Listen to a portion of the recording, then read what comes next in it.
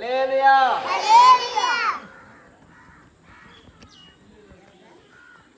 హల్లెలూయా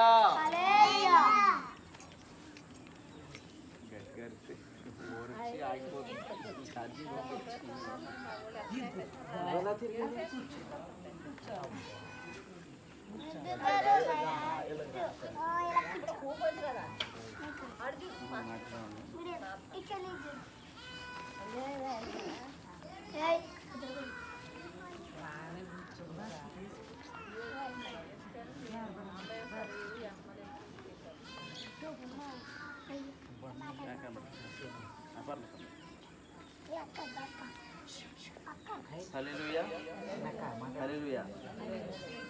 సరే అందరూ చేతులు పైకి చూద్దాము. హల్లెలూయా హల్లెలూయా.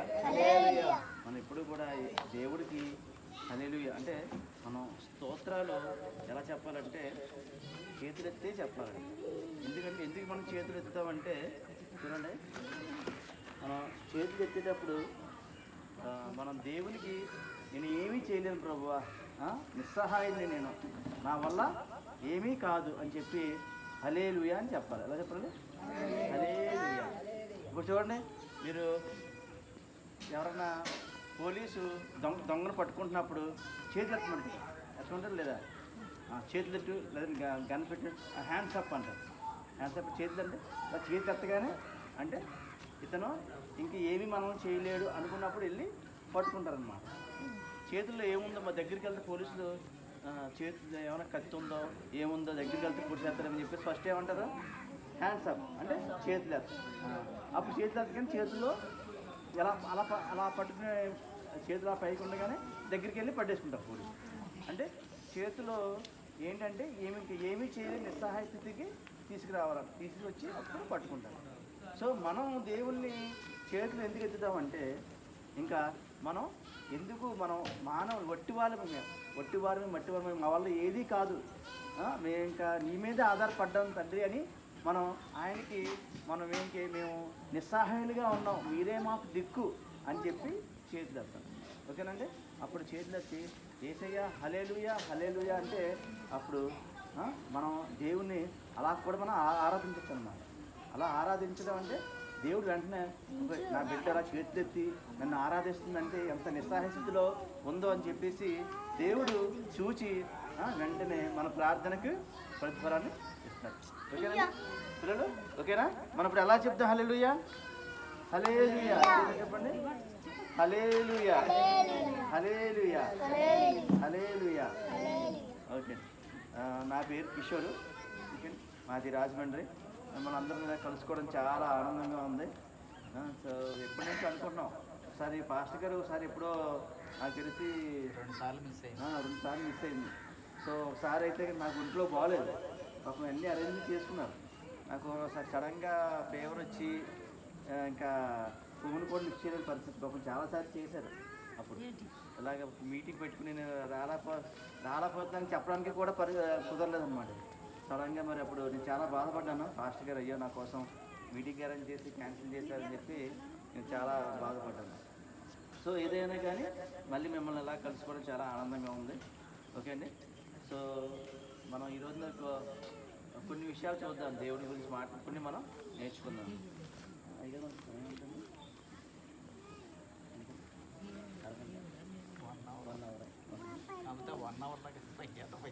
పర్లేదు, సంజయ్ పని పర్లేదు. మీ అందరికీ మామూలుగా ఇది లేకపోయినా వినబడుతుంది కదండి, చాలా. సో మరి మనం కొలిచే దేవుడు ఎవరంటే కనుక నిజమైన దేవుడు అండి. ఇప్పుడు మనం యేసు ప్రభు వారు ఏదో మతాన్ని ప్రబోధించడానికి రాలేదైనా. ఆయన ఎందుకు వచ్చారంటే కనుక మనం నిత్యం యవ్వనంగా ఆనందంగా జీవించాలని జీవింప చేయాలని వచ్చాడండి ఆయన. అంతేగాని ఇప్పుడు యేసు ప్రభు వారు చాలామంది మన లోపల మన ప్రపంచంలో అనేక మంది దేవుళ్ళు ఉన్నారు కదండి. మన భారతదేశంలో కాకుండా వేరే దేశాల్లో కూడా కొంతమంది వాళ్ళ దేవుళ్ళు ఉన్నారు. ఇప్పుడు ఏ దేవుడికి కూడా సాటి రాని దేవుడు ఎవరంటే కనుక మన యేసయ్య. ఎందుకంటే ఆయన జీవం కలిగిన దేవుడు అని ఎలా చెప్తున్నారు అని అడగచ్చు మీరు. అసలు జీవం అంటే ఏంటి చెప్పండి? జీవం అంటే బ్రతికి ఉండేది కదండి. మనిషి బ్రతుకుతున్నాం, చెట్లు బ్రతుకుతున్నాయి, జంతువులు బ్రతుకుతున్నాయి.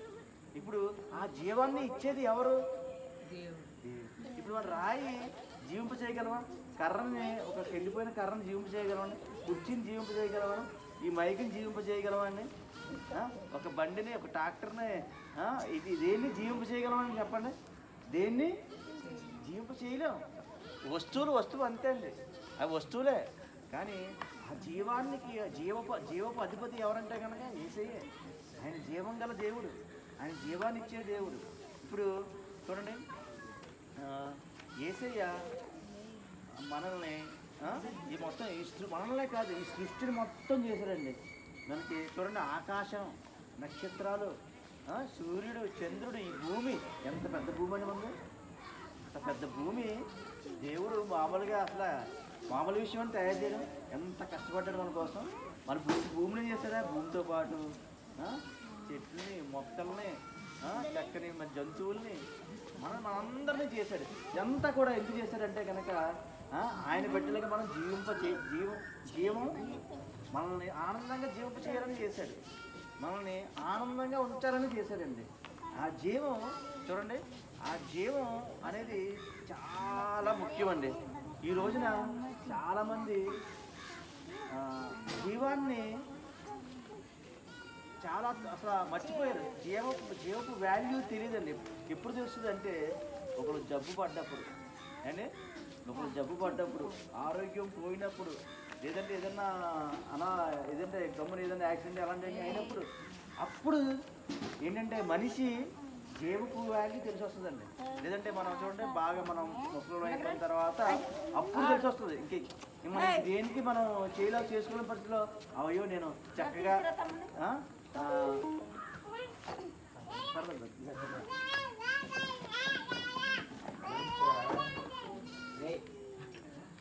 చూడండి, జీవపు వాల్యూ ఎప్పుడు మనం జీవం గురించి మనకి ఎప్పుడు తెలిసి వస్తుందంటే అది కోల్పోతున్నప్పుడు తెలిసి వస్తుంది. ఈ రోజున ప్రపంచంలో కోటీశ్వరులు ఉన్నారండి. మొత్తం మన భారతదేశంలో కానీ ఎక్కడ చూసినా చాలా మంది డబ్బున్న వాళ్ళు ఉన్నారా లేదు చెప్పండి? వాళ్ళు ఎవరన్నా సరే వాళ్ళ కోట్ల డబ్బులతోని, ఐశ్వర్యంతోని, అన్నిటితోని ఒక్క క్షణం ఖర్చు పెట్టగలరండి జీవం కోసం. అండి జీవం కోసం అన్ని కోట్లు ఇచ్చినాక ఒక్క క్షణం జీవాన్ని పెంచుకోగలరా? ఎవరో పెంచుకోలేదండి.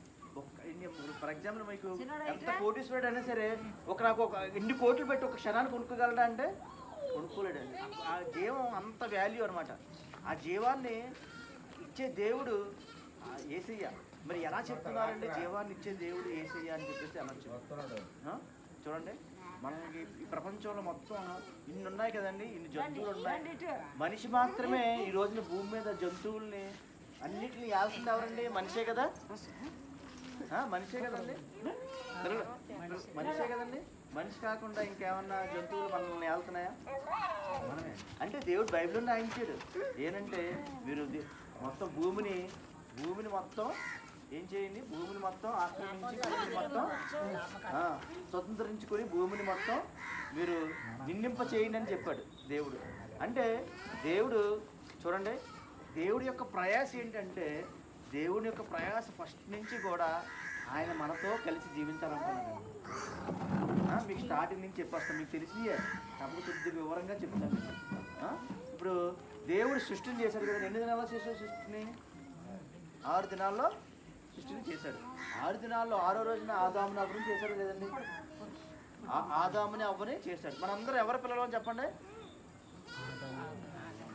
మనందరం ఆదాము అవ్వ పిల్లలమే. మరి ఆదాము అవ్వని చేసింది ఎవరు? దేవుడే. అంటే మనల్ని అందరం చేసింది ఎవరు? దేవుడే. ఓకే, మీకు చిన్న మాట చెప్పి చూస్తాను.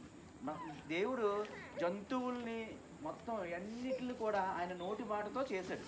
కలుగుని గాక, ఆది యందు ఫస్ట్లో వెలుగు కలుగుని గాక 1వ రోజు, 2వ రోజు ఆకాశం కలుగుని గాక, 3వ రోజు భూమి కలుగుని గాక, సముద్రం కలుగుని గాక, 4వ రోజు నక్షత్రాలు, సూర్యచంద్ర నక్షత్రాలు, 5వ రోజు మొత్తం పక్షులు, చేపలు, 6వ రోజు వచ్చి జంతువులు అన్నీ కలుగును గాక అంటే అయిపోయింది. కానీ 6వ రోజున లాస్ట్లో మనిషిని మాత్రం ఎలా చేస్తున్నాడో తెలుసండి? పర్లేదు కూర్చో. చూడండి మనిషిని ఎలా చేస్తున్నాడు తెలుసా? ఆయన చేతులతో చేస్తున్నాడండి. ఎలా చేస్తున్నాడు? ఆయన చేతులతో చేస్తున్నాడు మనిషిని. ఆయన చేతులు మిగిలిన అన్ని కలుగును కాకంటే అన్ని కలిగినాయి, కానీ మనిషిని మాత్రం ఆయన రూపంలో చేస్తున్నాడండి. ఎలా చేస్తున్నాడండి? ఆయన రూపం. ఆదికాండం 1:27 మీకు ఇప్పుడు కనపడదు కానండి. సో అదే మీరు బైబిల్ తీసిన. సో అక్కడ ఏముంటుందంటే ఆయన స్వహస్తాలతో ఆయన రూపంలో ఆయన పోలికలో ఆయన రూపంలో ఆయన పోలికలు చేస్తున్నాడు. అంటే దేవునికి ఉన్న ప్రేమ లక్షణాలు, దేవునికి ఉన్నటువంటి ఆ యొక్క జ్ఞానం కానీ అన్నీ కూడా మనిషికి ఇచ్చాడు. ఆయన పోలికలో ఇచ్చాడు. అంటే మనందరం ఎవరి పోలిక అండి? మనందరం ఎవరు? మనుషులందరూ ఎవరి పోలిక? అంటే ఆయన స్వహస్తాలతో చేసుకున్నాడు. కుదురుగా ఉండవేరా కర్ర ఇది చూడండి.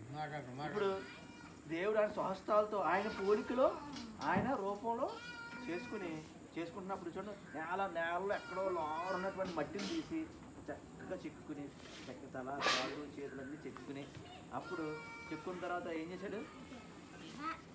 ఆయన ముక్కులోని ఉప్పుని ఊదాడు.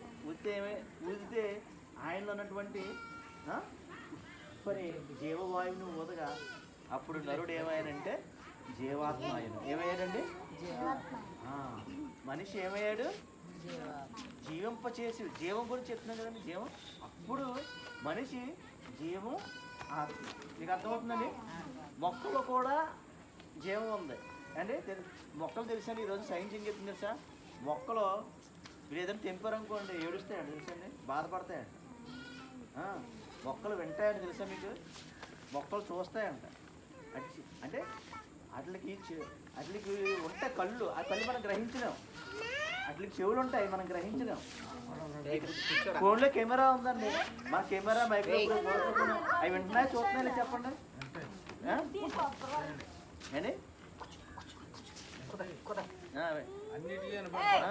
అలాగే ఈ సృష్టిలో దేవుడు జీవం కలిగిన ప్రతి దానికి కూడా ఏం చేశాడంటే అవి చూస్తాయి, వింటాయి, చెట్లు మాట్లాడుకుంటాడు. తెలుసు మీకు? చెట్లు రెండు పక్క పక్కన చెట్లు మాట్లాడుకుంటాయండి. మనకి వినబడ ఆ సౌండ్ చాలా తక్కువ సౌండ్ అనమాట, చాలా తక్కువ సౌండ్. అది ఆ సౌండ్లో మాట్లాడుకుంటాయి. మొక్కలు మాట్లాడుకుంటాయి, అలాగే జంతువులు మాట్లాడుకుంటాయి చెప్పండి. మనకు తెలుసు జంతువులు మాట్లాడుకుంటే తిరిగితే ఏం చేయాలి. ఇప్పుడు మీకు అర్థం అవ్వాలి జంతువులకి మొక్కలకి మనకి తేడా ఏంటి అని చెప్తే చూడండి, జంతువుల్లోని జీవం ఉంది. కుర్చీలో కూర్చోబెట్టండి, ఇలా కుర్చీలో కూర్చోబెట్టండి. కుర్చీలో ఉండడం ఇలా చూడండి పిల్లలు, ఇలా చూడండి.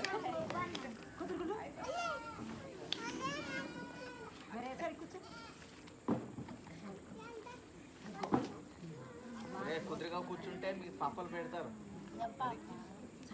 స్వీట్స్ తెచ్చాను నాన్న, స్వీట్స్. ఓకేనా? సరే ఎలా చూడండి.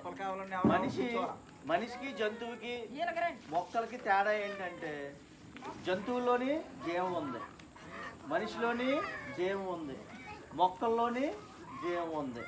ఇప్పుడు ఈ రోజున మరి ఏ జంతువు మనల్ని ఏలుతుందా? ఏలట్లేదు. ఏ జంతువు అన్నా సరే ఈ రోజున మనకి చూడండి, ఏ జంతువు అన్నా సరే ఒక మోటార్ సైకిల్ చేసుకుందా అండి? ఒక కోతి ఏమన్నా సైకిల్ చేసుకుందా? ఒక కోతి టీవీ చేసుకుందా? ఒక కోతి ఫోన్ చేసుకుందా? ఒక కోతి లారీ చేసుకుందా? ఒక కోతి ఏరోప్లేన్ చేసుకుందా? ఒక కోతి పెద్ద విమానం చేసుకుందా?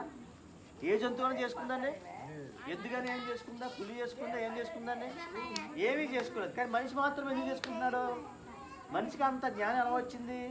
ఎందుకంటే చూడండి, దేవుడు ఆదిలోని స్టార్టింగ్లోనే ఇవన్నీ తయారు చేశాడు కదా. మనకి భూమి, గాలి, నీరు, అగ్ని, ఆకాశం, సూర్యుడు, చంద్రుడు, నక్షత్రం అన్నీ తయారు చేసిన లేదండి. ఇవన్నీ తయారు చేస్తున్నప్పుడు ఆ తయారు చేసే తత్వం ఎవరిదండి? దేవుడిదే కదా. ఇప్పుడు చూసారా, అందుకని జంతువులు ఏమి తయారు చేసుకోలేదు. జంతువులు ఎప్పుడైనా ఫర్ ఎగ్జాంపుల్ కుక్క చికెన్ బిర్యానీ చేసుకుని తినడం చూసారా?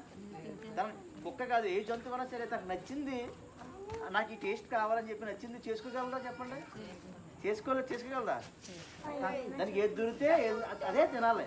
కానీ మనిషి మాత్రం అలా అది చేసుకుంటున్నాం. ఈ లక్షణాలు తయారు చేస్తారు. లక్షణాలు ఎలా వచ్చినాయి మనకి? దేవుని బిడ్డలం గనక ఆయన లక్షణాలు, ఆయన పోలికలు మనం చేస్తున్నాడు. మీకు అర్థమవుతుందండి? పోలికలు అంటే ఆయన పోలికలు, ఆయన స్వరూపంలో. అంటే దేవుడు తయారు చేసుకునే తత్వం ఆయనలో ఉంది, ఆయనలో ఉంది, ఆయనలోనే ఉంది. అందుకే ఈ రోజున మనిషి ఇన్ని తయారు చేసుకుని చంద్రమండలంకి వెళ్ళగలుగుతున్నారంటే అంత జ్ఞానం ఎక్కడ ఎవరిచ్చారు?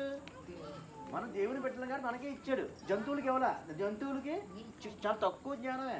చేమలు చూడండి పుట్టలు పెడతాయి, కొన్ని అండ్ పక్షులు చూడండి చక్కగా గూళ్ళు అల్లుకుంటాయి కదా, అంతే. అంతవరకు కొంచెం జ్ఞానం అట్లకి. కానీ మనకే అపరిమితమైన జ్ఞానం పెట్టాడు. ఎంత జ్ఞానం పెట్టాడంటే మంచి. ఎందుకు వచ్చింది ఆ లక్షణం అంటే ఆకాశాన్ని అంత జ్ఞానం పెట్టాడు. అంత జ్ఞానం అలా ఎందుకు వచ్చిందండి? ఎందుకు వచ్చిందంటే మనం ఆయన పోలికలో. ఇప్పుడు చూడండి, ఆయన మనిషిని చేస్తున్నప్పుడు, ఆదాముని చేస్తున్నప్పుడు తన చేతులతో చెక్కుకుని ఉప్పు అని ఊస్తే ఏం ఊదాడు? జీవవాయుని ఊదగా నరుడేమైనా ఇందా చెప్పాను.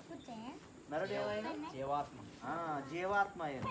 అంటే ఇప్పుడు జీవం అప్పుడు నరుడిలోకి చేసుకున్న మట్టి ముద్దలోకి ఏమొచ్చిందండి? జీవ ఆత్మ. ఇప్పుడు చెప్తాను చూడండి. మనిషికి, జంతువులకి, ఈ మొక్కలకి తేడా ఏంటంటే అట్లలో జీవం ఉంటుంది, జంతువులో జీవం ఉంటుంది, మొక్కలో జీవం ఉంటుంది, మనలో కూడా జీవం ఉంటుంది. కానీ ఎక్స్ట్రాగా మనకి ఏముంటుందంటే దేవుని ఆత్మ, జీవ ఆత్మ. ఏమనండి? ఏమవుతుంది?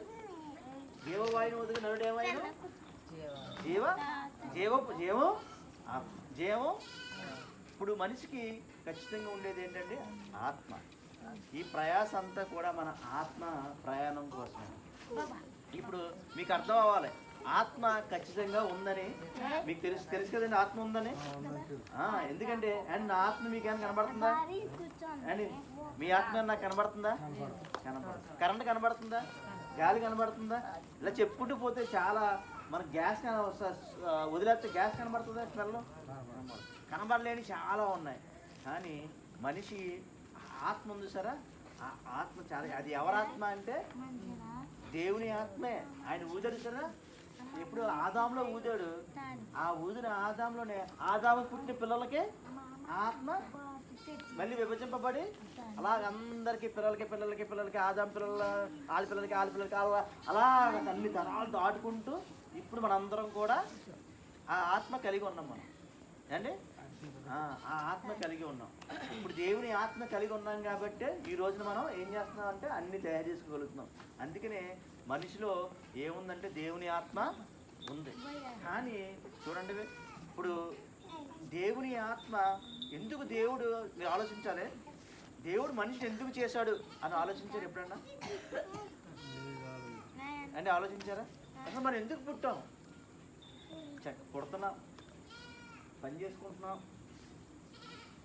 పెళ్ళిళ్ళు చేసుకుంటున్నాం, పెళ్ళిళ్ళకి ఇస్తున్నాం, వాళ్ళు మళ్ళీ పిల్లలకి అంటున్నారు, మళ్ళీ వాళ్ళు పని చేసుకుంటారు, మళ్ళీ అంతే.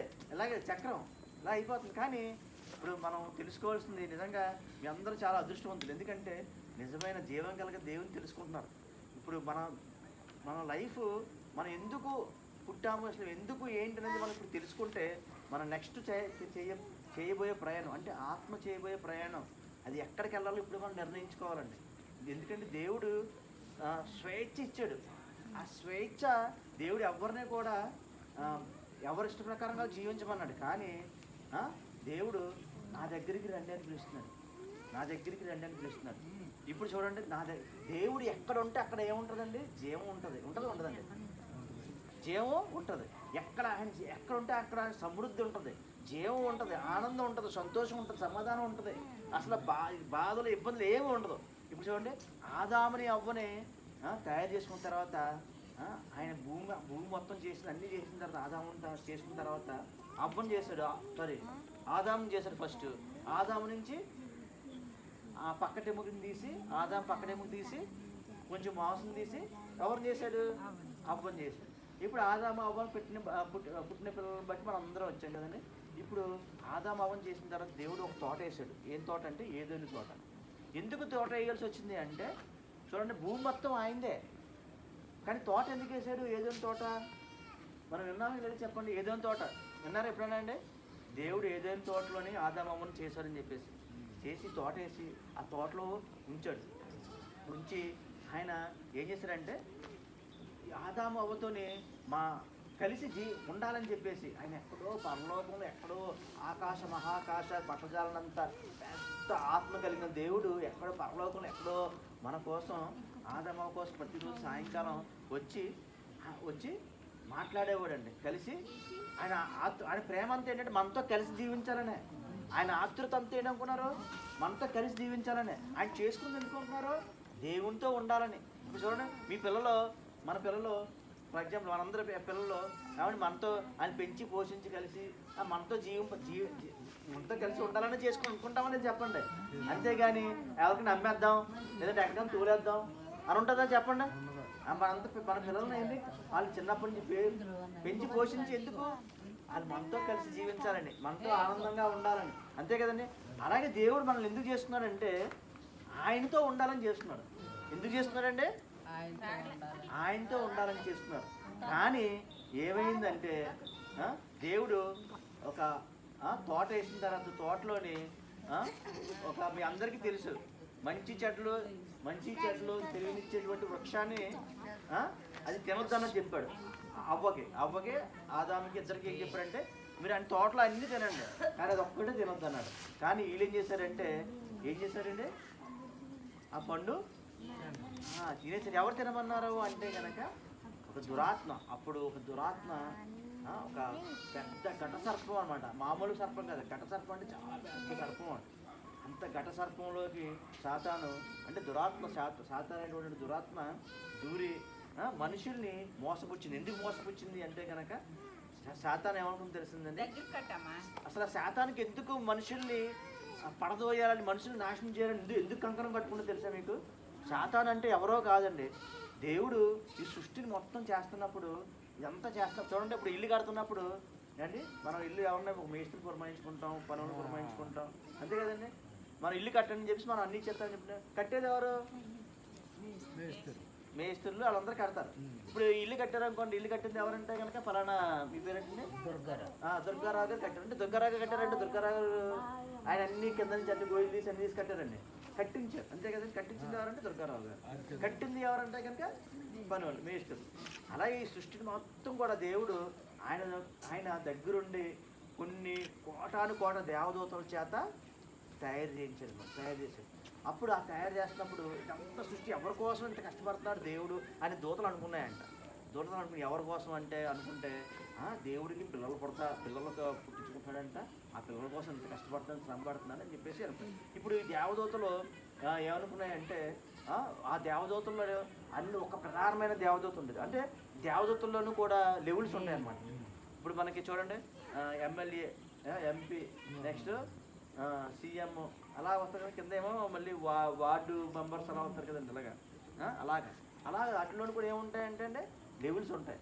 అప్పుడు దాంట్లో ప్రధానమైన దూత అంటే మనం చెప్పాలంటే పిఎం లెవెల్లో ఉన్నటువంటి ఒక దూత ఏమనుకుందంటే నేను చాలా గొప్పని, నేను అన్నీ చేస్తున్నాను అని దేవునికంటే జస్ట్ మనసులో అనుకుందంటే అంతే, నేను దేవునిలాగా అన్నీ తయారు చేస్తున్నాను, నాకు ఇంత జ్ఞానం వచ్చేసింది, అసలు నేను దేవునికంటే గొప్ప అని అనుకుంది అంతే. దేవునికంటే గొప్ప అని అనుకుంది. అప్పుడు దేవుడికి ఎప్పుడు కూడా దేవుడి కంటే గొప్ప ఎవ్వరో కాదని మన మనసులో కూడా దేవుడి కంటే ఎక్కువగా హెచ్చించుకోవడానికి లేదు. ఎందుకంటే ఏదైనా తయారు చేయడం మామూలు విషయం. ఎంత పెద్ద సృష్టి చూడండి, మొక్కలు దానికి అదే ఎదుగుతాయి. విత్తనం చూడండి, ఆ విత్తనం అసలు పెరగాల్సిన అవసరం అని చెప్పండి. మట్టి చక్కగా మంచి నీరు తగలగానే మట్టి తగలగానే లోనున్న కరెక్ట్గా చూడండి, అది కొన్ని మొక్కలు అంతే హైట్ ఎదుగుతాయి, కొన్ని అంత హైట్ ఎదుగుతాయి. ఇంత హైట్ ఎదగాలని, ఆకులు అలాగే రావాలని, ఇంత ఇలాగ వికసించాలని, పువ్వులు అదే కలర్ రావాలని, ఈ కలరే రావాలని, పువ్వులు కాయలు అవ్వాలని, ఆ కాయలే కాయాలని, విత్తనం అన్నీ ఎవరు పెట్టారండి? అంత కష్టపడి చేశాడండి. అసలు జీవం కలిగింది నరుడు. ఈ రోజున ఇన్ని సైన్స్ ఎంత అభివృద్ధి చెందింది కానీ నరుడు జీవాన్ని కలిగింది ఏది సృష్టించలేడండి. ఎప్పటికీ కూడా జీవం కలిగింది సృష్టించలేడు. ఉన్నదాని నుంచి తీసి చేయగలడు. దాని గుడ్డు తీస్తాడు, దానికి తీస్తాడు, లేదంటే దాంట్లో ఉన్నటువంటి విత్తనాలను తీస్తాడు, అటు ఇట్లు ఏది మిక్స్ చేసి అవి చేస్తాడు. చెప్తే కొత్తగా ఏమి సృష్టించాలంటే నరుడి వల్ల అది. ఎందుకంటే జీవాన్ని ఇచ్చేది ఎవరండి? దేవుడే ఇవ్వాలి జీవాన్ని. అందుకే జీవానికి అంత ఇంపార్టెంట్ అనమాట. మామూలు మీకు ఈ జీవం అనేది చాలా ఎందుకు ఎంత ఇంపార్టెంట్ అంటే అది దేవుడు మాత్రమే చేయగలిగింది, ఇంకెవ్వరూ చేయలేంది. అందుకే కొన్ని కోట్లు ఈ రోజున కొన్ని కోటీశ్వరులు ఎంత ఉన్నా కానీ జీవాన్ని సంపాదించుకోవడం అసాధ్యం, జీవాన్ని పొడిగించుకోవడం అసాధ్యం. ఇప్పుడు చూడండి, ఇందాక చెప్పాను కదా జీవం. ఇప్పుడు దేవుడు ఏమంటున్నాడంటే ఏదైనా తోట వేసి పిల్లలందరూ ఇక్కడ ఆదామాబు అనే వాళ్ళ పిల్లల్ని చక్కగా అందరూ ఇక్కడ ఉంటే చూడాలని ఆనందపడ్డాడు. కానీ స్టార్టింగ్ ఆదామవ్వ ఎవరు పడగొట్టారంటే కనుక శాతాను ఏమనుకుంది, నేను గొప్పవాడిని అని అనుకుంది మనసులో. వెంటనే గొప్పవాడు అనుకోగానే ఆ దూతలో కొంతమంది దూతలు నువ్వు గొప్పవాడు అని చెప్పేసి ఈ శాతం కోటాను దేవతలు ఉన్నాయి కదండి, కొన్ని మన సృష్టి చేస్తున్నప్పుడు ఆ కోటాను కొన్ని దేవతలు నువ్వు గొప్పవాడు అని చెప్పి కొన్ని అటు వెళ్ళిపోయినాయి. అటు వెళ్ళిపోతే అప్పుడు ఆకాశంలోనే దేవునితో సంబంధించిన కొన్ని దూతలు ఈ దూతలతో యుద్ధం జరిగితే అప్పుడు ఆ యుద్ధంలో ఖచ్చితంగా దేవుడే నెగ్గుతాడు కదండి. అప్పుడు ఆ ప్రధాన దూత ఏమైందంటే కనుక ఓడిపోయి భూమి మీద పడేశాడు దేవుడు. ఎందుకంటే పరలోకం ఉన్నటువంటి గొప్ప ఆధిక్యత కోల్పోయి భూమి మీద పడగానే ఇప్పుడు భూమి మీద పడినటువంటి దురాత్మ అంటే ఆ శాతాన్ అంటాం కదండి, అప్పటి వరకు కూడా దానికి పేరు శాతాన్ కాదు, ప్రధాన దూత అన్నమాట. కానీ ఆ ప్రధాన దూత భూమి మీద పడగానే ఏమైందంటే అప్పుడు భూమిని దేవుని మీద కక్ష పెట్టింది. దేవుని ఏం చేయలేకపోతుంది. ఏం చేసిందండి? ఇప్పుడు మనం ఏమన్నా చూడండి, ఎవరన్నా పెద్ద ఒక సీఎంని కానీ లేదా పెద్ద కోటీశ్వరం వాళ్ళు ఏమైనా చేయగలమా?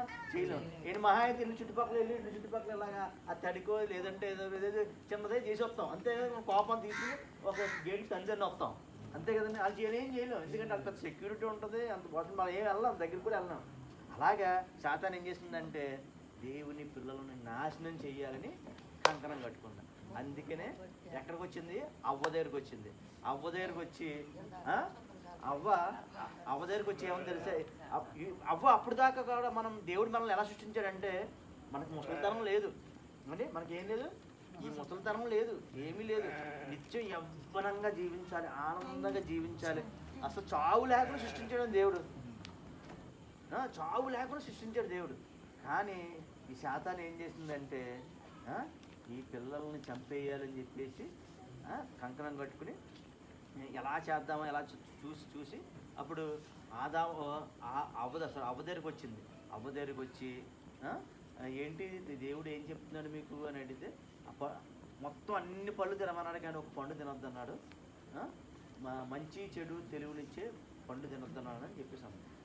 తింటే ఏమవుతుందని చెప్పేసి అని శాతాన్ని అడిగాడు. అడిగితే మేము తినమని నిశ్చయంగా చచ్చిపోతామని చెప్పేసి దేవుడు చెప్పాడంటే అబ్బెబ్బెబ్బే దేవుడు చెప్పింది అంతా అబద్ధం చెప్పాడు, మీకు అలా చెప్పాడా? తింటే మీరు చాలా దేవదూతల్లో అయిపోతారు. ఆ పండు తినగానే ఏమవుతారంటే మీరు దేవదూతల్లో అయిపోతాయి, మీకు కళ్ళు తెరవబడతాయి, మీరు మంచి తెలివితేటలు వచ్చేస్తాయి. అసలు మీరు ఇంకా ఈ సృష్టి మొత్తం మీరు ఏలేచి మీరే రాజులు అని చెప్పేసి అన్నారు. అసలు దేవుడు ఈ ఆదామవని మొత్తం ఎంత చేసింది, ఈ సృష్టిని ఏలమంది మనకే ఇచ్చాడు. మనల్ని ఒకప్పుడు మనం అంటే రాజు పిల్లలు రాజు అవుతాడు కదండి, సినిమా యాక్టర్ పిల్లలు హీరో పిల్లలు హీరో అవుతారా? అలాగే దేవుని పిల్లలు మన అందరం దేవునిమే. కానీ శాతాను ఎలా భ్రమింపజేసింది అంటే కనుక మీరు దేవుని పిల్లలు, అది దేవుళ్ళు కాదు, మీరు పండు తింటే ఏమవుతారు, దేవుళ్ళు అయిపోతారని చెప్పేసి అబద్ధం ఆడి ఆ పండు తినేలాగా చేసి అప్పుడు ఆ పండు తినగానే వీళ్ళలోకి ఏమొచ్చిందంటే కనుక పండు తిన్న వెంటనే ఏమైందంటే వీళ్ళు దేవునిలా ఉన్నటువంటి వీరు ఏమైపోయారంటే వాళ్ళు ఒక మహిమా శరీరం ఉండేదన్నమాట. మహిమా శరీరం అదే ఆ ఒక్క శరీరం చచ్చిపోయింది. వెంటనే పండు తినగానే ఆదాము పండు తినగానే మహిమా శరీరం ఏమైపోయిందండి? మహిమా శరీరం చచ్చిపోయింది. అప్పుడు మహిమా శరీరం చచ్చిపోగానే మనం ఒకప్పుడు ఎలా ఉండేవాళ్ళంటే మహిమతో ఉండేవాళ్ళం అనమాట. ఆ మహిమ ఎలాంటిదంటే మీకు చెప్తాను చూడండి, అర్థం చేసుకుందరు కదా.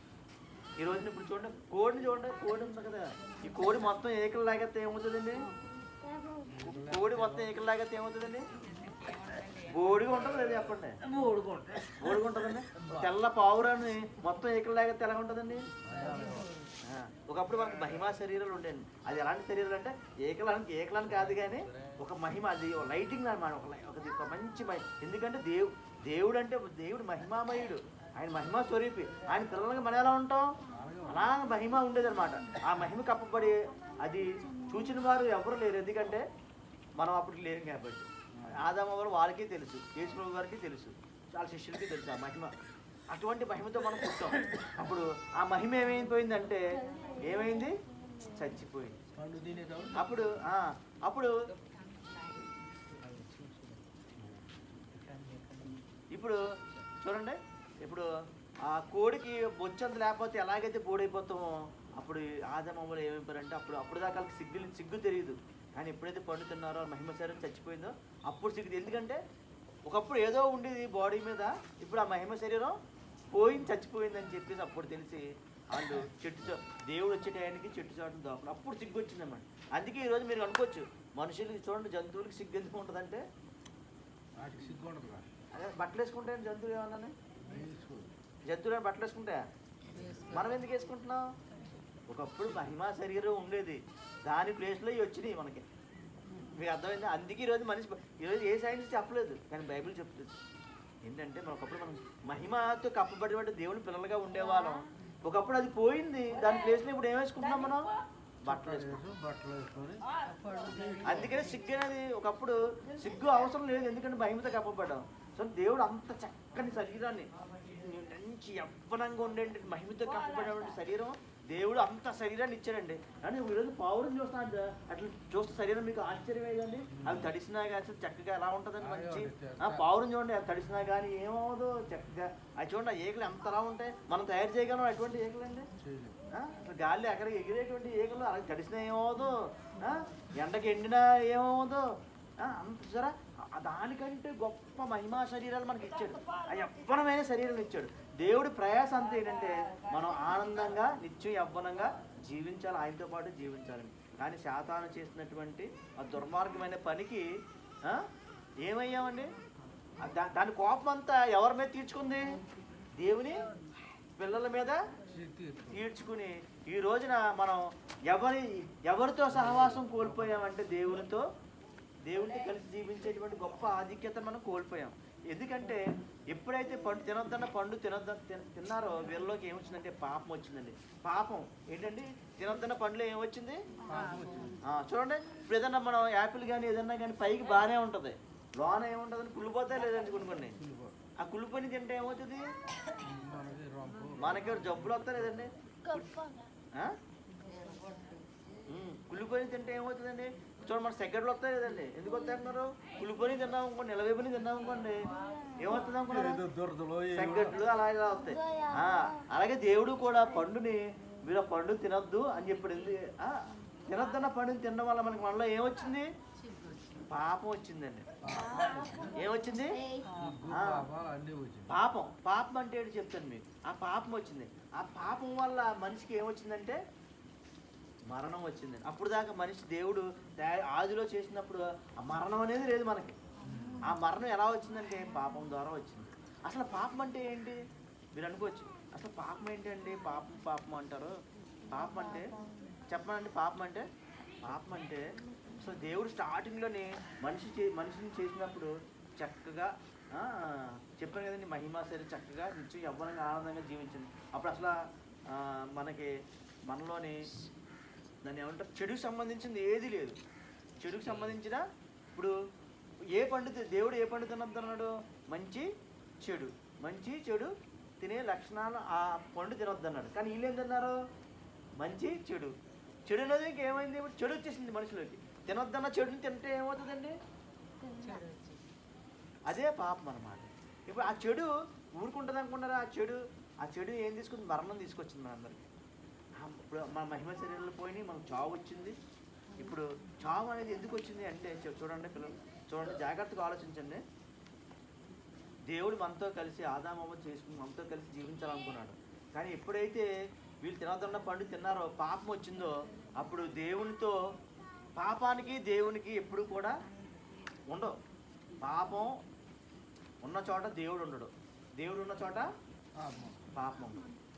పాపం ఉన్న చోట దేవుడు ఉండడు, దేవుడు ఉన్న చోట పాపం ఉండదు. ఇప్పుడు చూడండి, మనం ఆ పెంట అక్కడ మూల అక్కడ చివరన పడేస్తాం కదండి. ఆ పెంట దగ్గరికి వెళ్ళి చక్కగా తింటామా? పెంట మీద కూర్చుని తినలేం కదండి. పాపం కూడా అలాంటిది. అసలు దేవుడు పాపాన్ని అసహించుకుంటాడు అనమాట. అసలు ఆ పాపం అంటే ఏంటో చూద్దాం. ఆ పాపం ద్వారా మనకి ఏమొచ్చిందంటే మరణం వచ్చిందండి. అప్పుడు దాకా మన మరణం లేదు, ఆ మరణం లేదు. ఆ లేని మరణాన్ని సాతాను అది కుట్ర చేసి మన మీద అవ్వను కుట్ర చేసి అవ్వ ద్వారా ఆ మరణాన్ని మన మీదకి తీసుకొచ్చింది. వాళ్ళు చనిపోవడం కాదు, వాళ్ళు పుట్టినోళ్ళు కూడా చనిపోయి. ఇప్పుడు పుడుతున్నాం. ఒకప్పుడు ఆదాము వాళ్ళు సుమారుగా అప్పట్లో 1000 సంవత్సరాలు బతికేవారండి.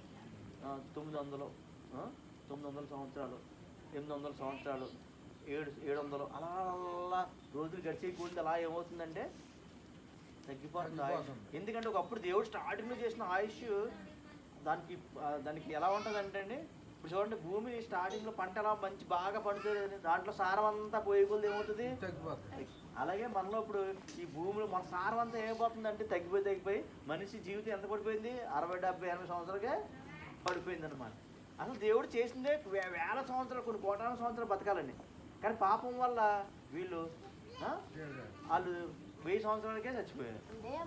అలా అలా అలా అలా అలా చూస్తే మనుషులు ఈ రోజున ఎన్ని సంవత్సరాలకి, మన ఆయుష్ 70, 80 సంవత్సరాలకి పడిపోయింది. ఇప్పుడు దేవుడు చూడండి, దేవుడు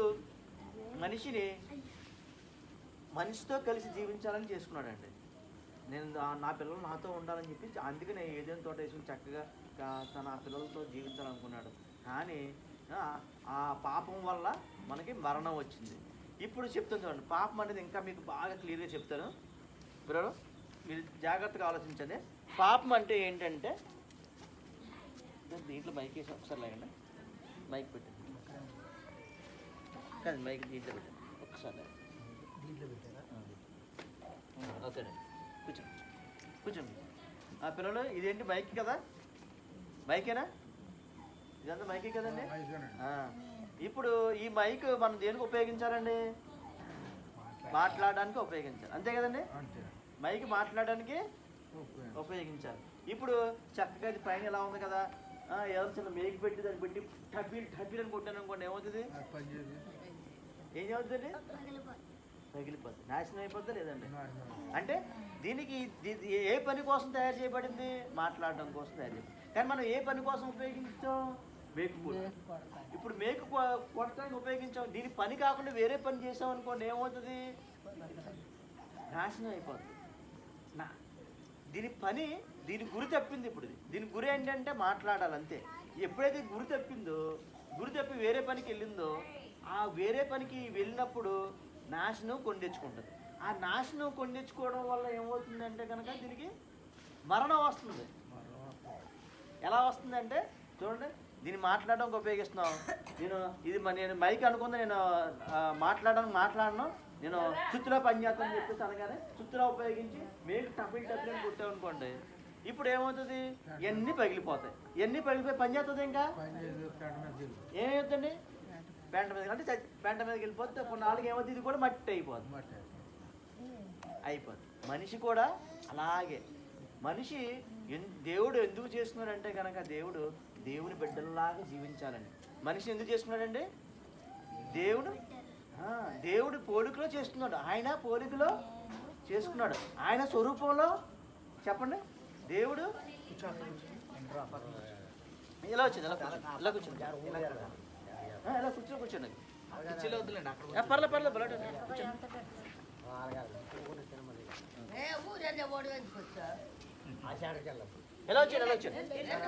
ఎలా వచ్చాను కూర్చోండి అని ఎలా కూర్చోండి, పర్లేదు. ఎలా వచ్చేయండి, పర్లేదు. సరేండి, చూడండి. ఇప్పుడు చూడండి, ఈ మైక్ని టప్ శుద్ధిలో ఉపయోగించి టబ్బి కొట్టినంటే కనుక పగిలిపోయి ఏమవుతుంది? పగిలిపోయి పోతుంది. వెంటనే ఏం చేస్తాం మనం? పనికిరాదు, ఇంకేం చేస్తాం? పడేస్తాం. పడేయడం అది పనికి రాకుండా పడేయకపోవడం ఏమంటారంటే చచ్చిపోవడం అంట, అంతే కదండి. ఎందుకు పనికిపోతే ఏమవుతుంది? ఇంకా చచ్చిపోవడం అంట. అంటే చూడండి, ఇది మాట్లాడడానికి ఉపయోగించకుండా వేరే పని కోసం ఎప్పుడైతే వెళ్ళిందో ఆజ్ఞను అతిక్రమించింది. ఎప్పుడైతే అతిక్రమించిందో నాశనం అయింది. నాశనం దేనికి దారి చేస్తుంది? చచ్చిపోవడానికి, అంతే కదా. ఈ మైకు ఇంకా మట్టి అయిపోవడానికే దారి తీస్తుంది. మీకు అర్థమవుతుందండి? దీని ఆజ్ఞ ఏంటి? మనుషులకి మనం దేని ఇచ్చిన ఆజ్ఞ ఏంటి? మాట మైక్ మాట్లాడడం కాసి ఆజ్ఞ ఇచ్చాం. ఆ ఆజ్ఞ చెయ్యాలి. ఎప్పుడైతే ఈ ఆజ్ఞ అతిక్రమించి వేరే పని కోసం ఉపయోగించామో ఆ ఆజ్ఞ అతిక్రమించినప్పుడు ఏమవుతుందండి? నాశనం కొని తెచ్చుకుంటుంది. ఇది వెంటనే కొని తెచ్చుకుంటుందా? ఆజ్ఞ అతిక్రమించింది వెంటనే కొని తెచ్చుకుంటుందా? తెచ్చుకోదు. కుదరదు. దాన్ని కొడుతున్నప్పుడు టపా టపా టపా టపా కొడుతున్నప్పుడు కొంత టైం పడుతుందని. ఎప్పుడైతే తప్పిలో గట్టి కొట్టావా అప్పుడు అయిపోయింది. నాశనం ఎప్పుడైతే ఆజ్ఞను అతిక్రమించిందో నాశనం వచ్చింది. అది పోయిన తర్వాత ఏమొచ్చింది? దీనికి మరణం వచ్చింది. అంతే కదండి. మరణం అంటే మీకు అర్థం అవడం చెప్తున్నాను. ఇంకా పారేసినప్పుడే మనం. ఇప్పుడు చూడండి పిల్లలు, ఇప్పుడు చూడండి, మనిషి పాపం అనేది ఏంటంటే దేవుడు తన స్వరూపంలో చక్కగా తన పిల్లల చక్కగా తన చేతుల్లో పెట్టుకుని చక్కగా తన స్వరూపంలో తన రూపంలో చేస్తున్నాడు. చెప్పండి ఒకసారి. దేవుడు మనల్ని ఆయన స్వరూపంలో, చెప్పండి ఒకసారి అందరూ కూడా, దేవుడు మనల్ని ఆయన స్వరూపంలో ఆయన పోలికలో చేసుకున్నాడు. ఇప్పుడు మనం అందరం కూడా దేవుని పిల్లలమే, కానీ దైవత్వాన్ని కోల్పోయాం. ఎలా కోల్పోయామంటే ఆదామవ్వ చేసిన పాపాన్ని బట్టి. ఆదామవ్వ ఏం చేశారు అంటే ఆజ్ఞను ఏం చేశారండి? చెప్పారు. దేవుడు చెప్పాడు ఇది తినొద్దు అన్నారు. కానీ వాళ్ళు ఏం చేశారు? ఆజ్ఞను అతిక్రమించి ఎప్పుడైతే అతిక్రమించారో అప్పుడే ఏమైందంటే నాశనాన్ని కొని తెచ్చుకున్నారు. నాశనాన్ని కొని తెచ్చుకున్నప్పుడు ఎప్పుడైతే నాశనం వచ్చిందో ఆ తర్వాత నెమ్మదిగా ఏమొస్తుంది? మరణం వస్తుంది. ఆ మరణం ఈ రోజున మనందరికీ వచ్చిందా లేదా చెప్పండి. ఈ రోజున మనందరం కూడా మరణిస్తున్నామా లేదా చెప్పండి. కానీ దేవుడికి అది ఇష్టం లేదు. ఇప్పుడు చూడండి, ఇప్పుడు మరి ఆదాము పిల్లలుగా మనందరికీ ఏమొచ్చింది? మరణం వచ్చింది. ఇప్పుడు అందుకనే మీకు మొత్తం అసలు దేవుడు ఎందుకు మన యొక్క పర్పస్ ఏంటి, మన దేవుడిని ఎందుకు ఆరాధించాలి అన్నీ చెప్తాను మీకు ఇప్పుడు. ఇప్పుడు చూడండి పిల్లలు, జాగ్రత్త ఎలా చేస్తున్నాను, కూర్చోమా. ఇప్పుడు దేవుడు మరి చేసుకున్న సృష్టిలో అన్నీ బాగా చేశాడు, అన్నీ చేశాడు, చక్కగా చేశాడు. కానీ ఇప్పుడు సృష్టిలోని మానవుడికి మరణం వచ్చేసింది. చేసుకున్న అన్ని అప్పుడు ఇప్పుడు దేవుడు ఊరుకుంటాడండి. శాతాను చేసిన పని బట్టి శాతాన్ని శపించాడు. అలాగే మనిషి చేసుకున్న పని బట్టి మనకేమొచ్చింది? మరణం వచ్చింది. ఇప్పుడు దేవుడు ఏమంటున్నారంటే కనుక, సరే ఈ మరణాన్ని నుంచి ఎలా తప్పించాలి? వదిలేస్తారు మనల్ని అలాగా? వదలడు కదండి. ఇప్పుడు ఈ మరణాన్ని నుంచి ఎలా తప్పించాలని దేవుడు చూసినప్పుడు స్టార్టింగ్లోనే కొంతమంది ప్రవక్తలను పంపించాడండి. ఎంతమంది పంపించాడు? కొంతమంది ప్రవక్తలను పంపించి ఆయన ప్రవక్తలతో మాట్లాడి, కొంతమంది భక్తులతో మాట్లాడి, కొంతమంది దైవజనులతో మాట్లాడి, దేవుడు మీరు ఆ పాపం చేయొద్దు, ఈ పాపం చేయొద్దు, ఆ పని చేయొద్దు, ఈ పని చేయొద్దు అని కొన్ని ఆజ్ఞలు పెట్టాడు అన్నమాట. ఇప్పుడు ఎందుకు పెట్టాడంటే కనుక చూడండి, అవి చేయకుండా ఉన్నప్పుడు మనం ఎప్పుడు మళ్ళీ తిరిగి దైవత్వం పొందుకుంటాం. ఆ పాపం పోవాలి. దేవుడు ఏం చేశాడంటే కొన్ని పనులు చేయొద్దు, మీరు ఆ పనులు చేయనప్పుడు మళ్ళీ తిరిగి మీరు దైవత్వం సంతరించుకుంటారని చెప్పి అన్నాడు. అంటే మీకు అర్థమయ్యేలా చెప్తాను చూడండి. పాపంలో ఉన్న చాలా ఉన్నాయండి. పాపంలో అబద్ధం ఆడడం పాపమే, దొంగతనం చేయడం పాపమే, బూతులు ఆడడం పాపమే, మరి ఎదుటివాడి మీద చాడీలు చెప్పడం, అసలు అబద్ధ సాక్ష్యాలు చెప్పడం, చాడీలు చెప్పడం పాపమే. మరి అలాగే ఎదుటివాడిని కొట్టడం, రక్కడం పాపమే. కొట్టడం, రక్కడం పాపమే. అంతగా ఎదుటివాడిని చంపడం కూడా పాపమే కాదు చెప్పండి. పాపం మహాపాప, పెద్ద పాపం అది. ఎదుటివాడిని చంపడం పాపమే. ఇవన్నీ చూస్తే మరి ఇంకా చాలా ఉన్నాయి పాపాలు. మరి ఇంకా దొంగతనం, అబద్ధం, ఇంకా చూడండి విగ్రహాలకు మొక్కడం కూడా అండి. విగ్రహాలు మొక్కడం కూడా పాపమే. ఎందుకు సందర్భం వచ్చింది కనుక చెప్తున్నాను చూడండి. మనం విగ్రహాల జోలికి వెళ్ళకూడదు. ఎందుకంటే విగ్రహాల జోలికి ఎందుకు వెళ్ళకూడదు అని చెప్తాను చూడండి. ఈ భూమి ఉంది కదా సరే, ఈ భూమి దేవుడు ఏం చెప్తున్నాడు తెలుసండి? భూమి నా పాదపీఠము. బాల్ ఉందండి, ఏమన్నా చిన్న బాల్ పోనీ ఇది అనుకోండి. చూడండి, ఇది భూమి అనుకోండి, కిందది లేదు. కిందతో లేదు. ఇదంతా ఏంటంటే మనం అంటున్న భూమి దేవుడు తయారు చేసినప్పుడు ఏం చెప్తున్నారు తెలుసా? భూమి ఇలా పట్టుకోము ఒకసారి కింద, అలా పట్టుకోవాలి. భూమి కింద కింద కింద అలా పట్టు, అలా పెట్టు. భూమి ఏం చెప్తున్నారంటే దేవుడు అలా అలా పట్టు, నా పాదపీఠం అని చెప్తున్నారండి. అది భూమి కింద ఉన్నది భూమి.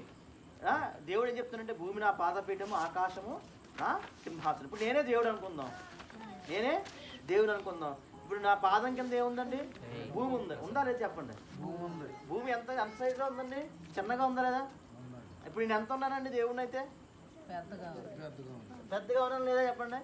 ఇప్పుడు నేనంత పెద్ద ఆకారం, పెద్ద ఆత్మాకారాన్ని నేను. కానీ భూమి ఎంత ఉంది? చిన్నగా ఉంది. ఇప్పుడు ఇంత పెద్ద ఆత్మాకారాన్ని భూమిలో పడతానండి? ఇప్పుడు భూమిలో అసలు నేను భూమిలో దూరగలను అసలు? సరిపోతానా?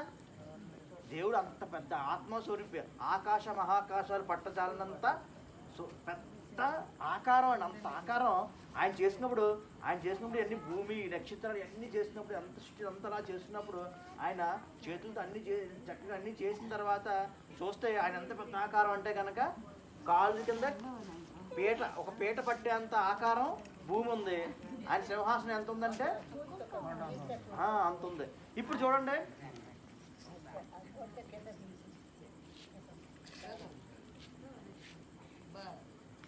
ఇప్పుడు మనం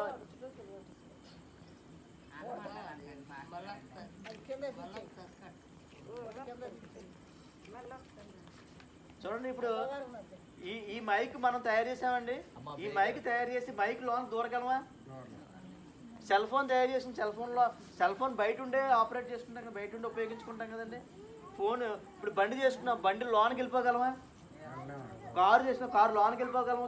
లోన ఇంజిన్లోకి అంటే అలాగే దేవుడు సృష్టిని చేసుకున్న తర్వాత ఎక్కడున్నాడంటే బయట ఉన్నాడు, సృష్టికి బయట ఉన్నాడు. ఎందుకంటే సృష్టిలోకి ఆయన రావాలంటే రావచ్చు, ఆత్మస్వరూపి. కానీ ఆయన ఆత్మస్వరూపి, కానీ ఆయన ఆకారం ఎంత అంటే పెద్ద ఆకారం.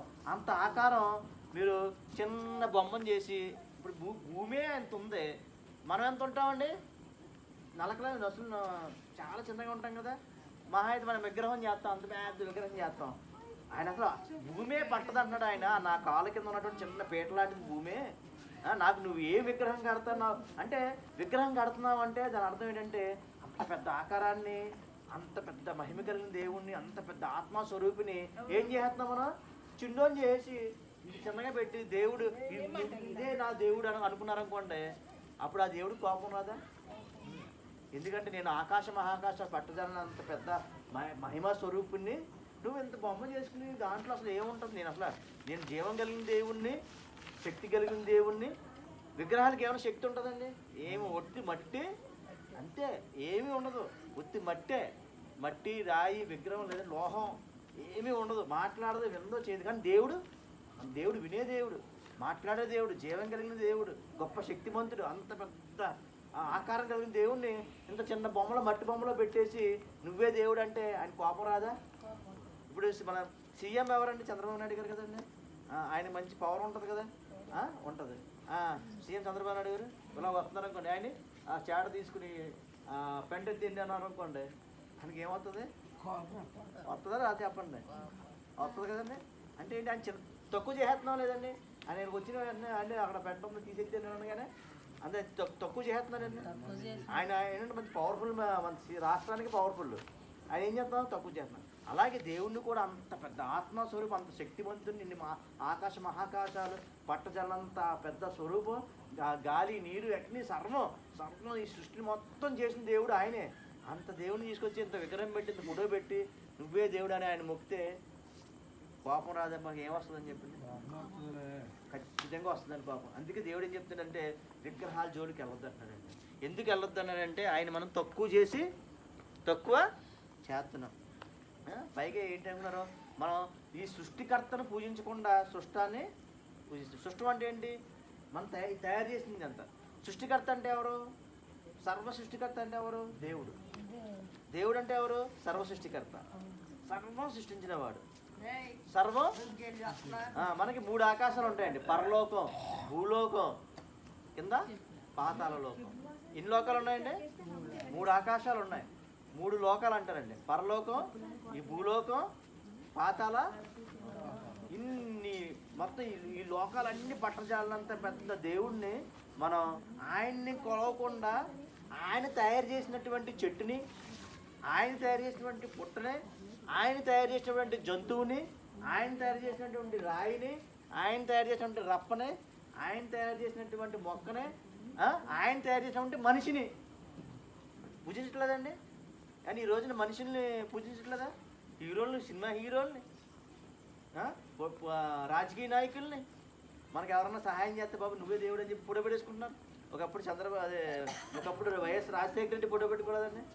ఒకప్పుడు మరి ఎన్టీ రామారావు ఫోటో పెట్టుకోలేదండి. ఈ రోజున చూస్తే మరి రజనీకాంత్ ఇంకా బతికే ఉన్నారు. ఆయన రజనీకాంత్ గుళ్ళు కూడా ఉన్నాయి తమిళనాడులో. వాళ్ళు గుళ్ళు కట్టేసి పూజలు కూడా చేస్తున్నారు. ఇంకా కొంతమంది ఇప్పుడు సినిమా యాక్టర్లో సిమ్రాన్, మీకు తెలిసే ఉంటుంది. ఒకప్పుడు సిమ్రాన్, ఆవిడకి కూడా గుళ్ళు ఉన్నాయి. కొంతమంది గుళ్ళు కట్టి పూజలు చేస్తూ ఉంటారు. చెప్తానండి. అంటే మన మనుషులు పూజించట్లేదా?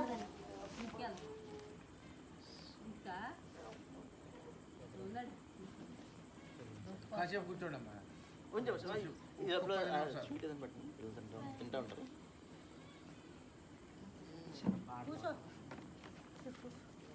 కూర్చోండమ్మా, కూర్చోండి. పూసేపు అయిపోయిందమ్మా, అయిపోయింది. వాటర్ తర్వాత ప్రార్థన చెయ్యమ్మా. సర్వశక్తి మంత్ర ప్రేమ కలిగిన మా ప్రియపరలో తండ్రి, మీకు స్తుతి మహిమ ఘనత ప్రమాణం చెల్లించుకున్నాం తండ్రి. తండ్రి ఇదిగో తండ్రి, మరి వాక్య ధ్యానం చేస్తుండగా తండ్రి ఎటువంటి శాతాను శక్తులు మరి రాకుండా తండ్రి మీ యొక్క పరిశుద్ధాత్మ శక్తి నింపండి నాయన. ఎటువంటి శాతాన శక్తులే తండ్రి తావు లేకుండా తండ్రి మీ యొక్క దేవతల కాపుదలు దయచేయండి తండ్రి. మీ యొక్క దయగల హస్తం తండ్రి, మీ కృపగల హస్తాన్ని ఇక్కడ తండ్రి ఉంచండి నాయన. ప్రతి ఒక్కరి మీద ఉంచండి తండ్రి. మీ కనుదృష్టి ఇక్కడ ఉంచండి నాయన. ప్రతి శాతాన శక్తి కూడా ఏసు నామంలో లయమైపోవును కాక. ఏసు రక్తమే చేయండి, ఏసు రక్తమే చేయండి. ఏసు నామంలో ప్రార్థన అడిగి పెడుతున్నాం పరమ తండ్రి. ఆమేన్. ప్రార్థన చేద్దాం. నీవే ఆడమ్మగారు, మాయమ్మ అక్కడే ఉండు. ప్రార్థన చేద్దాం. ఇలా వచ్చే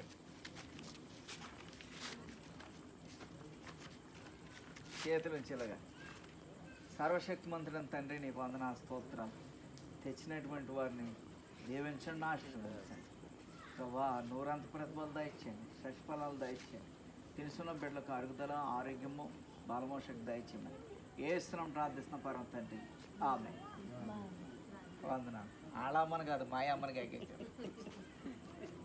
ఇచ్చేది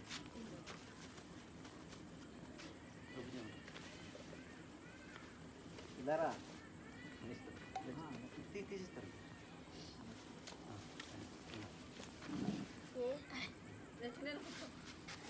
మీరు కూర్చోడమ్మా, అక్క వెళ్ళదు, మీరు కూర్చోండి. నా పర్లేదు.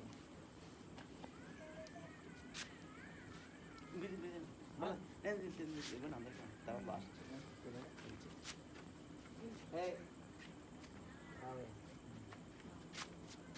సిట్టి కూర్చోవే, చింటూ కూర్చో. ఎలాకో మనం అందరూ ఫోటో దిగుదాం. వెళ్ళవద్దు. కూర్చోండి, సరే కూర్చోండి. బాధ్యపడలేదు కూర్చో.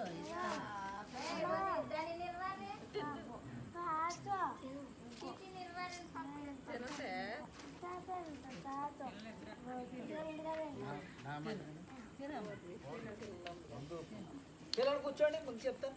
ఇచ్చింది పెద్దలకు ఇచ్చింది. పెద్దవాళ్ళకైతే లాస్ట్ పాస్టర్ గారు మంచి పెట్టండి. ఇంకా ఉన్నాను కదా పిల్లల తర్వాత తిరిగానే ఇచ్చింది.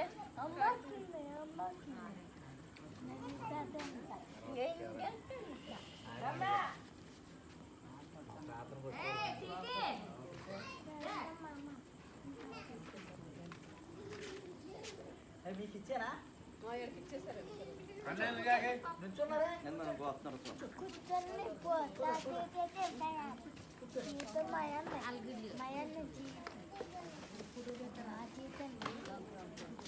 మనం అందరం ఫోటో దిగుదాం అన్నట్టు. గుర్తుకే సంవత్సరానికి ఒకసారి. మళ్ళీ చిన్నపిల్లలు పెద్ద అయ్యాక చిన్నపిల్లలు ఎలా చూసుకోద్దాం. కూర్చోండి, కూర్చోండి, కూర్చోండి.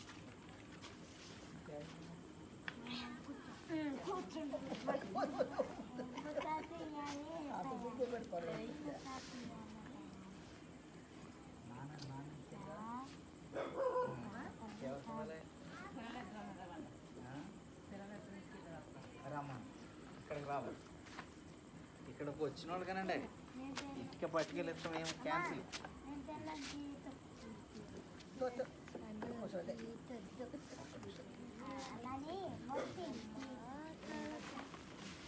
యోగా స్తుతి గోత్రపు సింహమా యేసయ్యా ఆత్మీయ ప్రగతి నీ స్వాధీనమా నీవే కదా నా ఆరాధన ఆరాధన స్తుతి ఆరాధన ఉజ్జల ఆరాధన స్తుతి ఆరాధన ఆరాధన స్తుతి ఆరాధన అటు పెట్టేందుకు ఆరాధన స్తుతి ఆరాధన లైట్ రైట్ చూపుతున్నా ఆరాధన స్తుతి ఆరాధన ఆరాధన స్తుతి ఆరాధన నీ ప్రజల నెమ్మదికై రాజాజ్ఞ మార్చింది నీవేనని ఆమును అణచి అధికారులను అదముల చేసిన అక్కడి నుంచి ఇలాగ నాయన నాకు ఎదురుగా తీ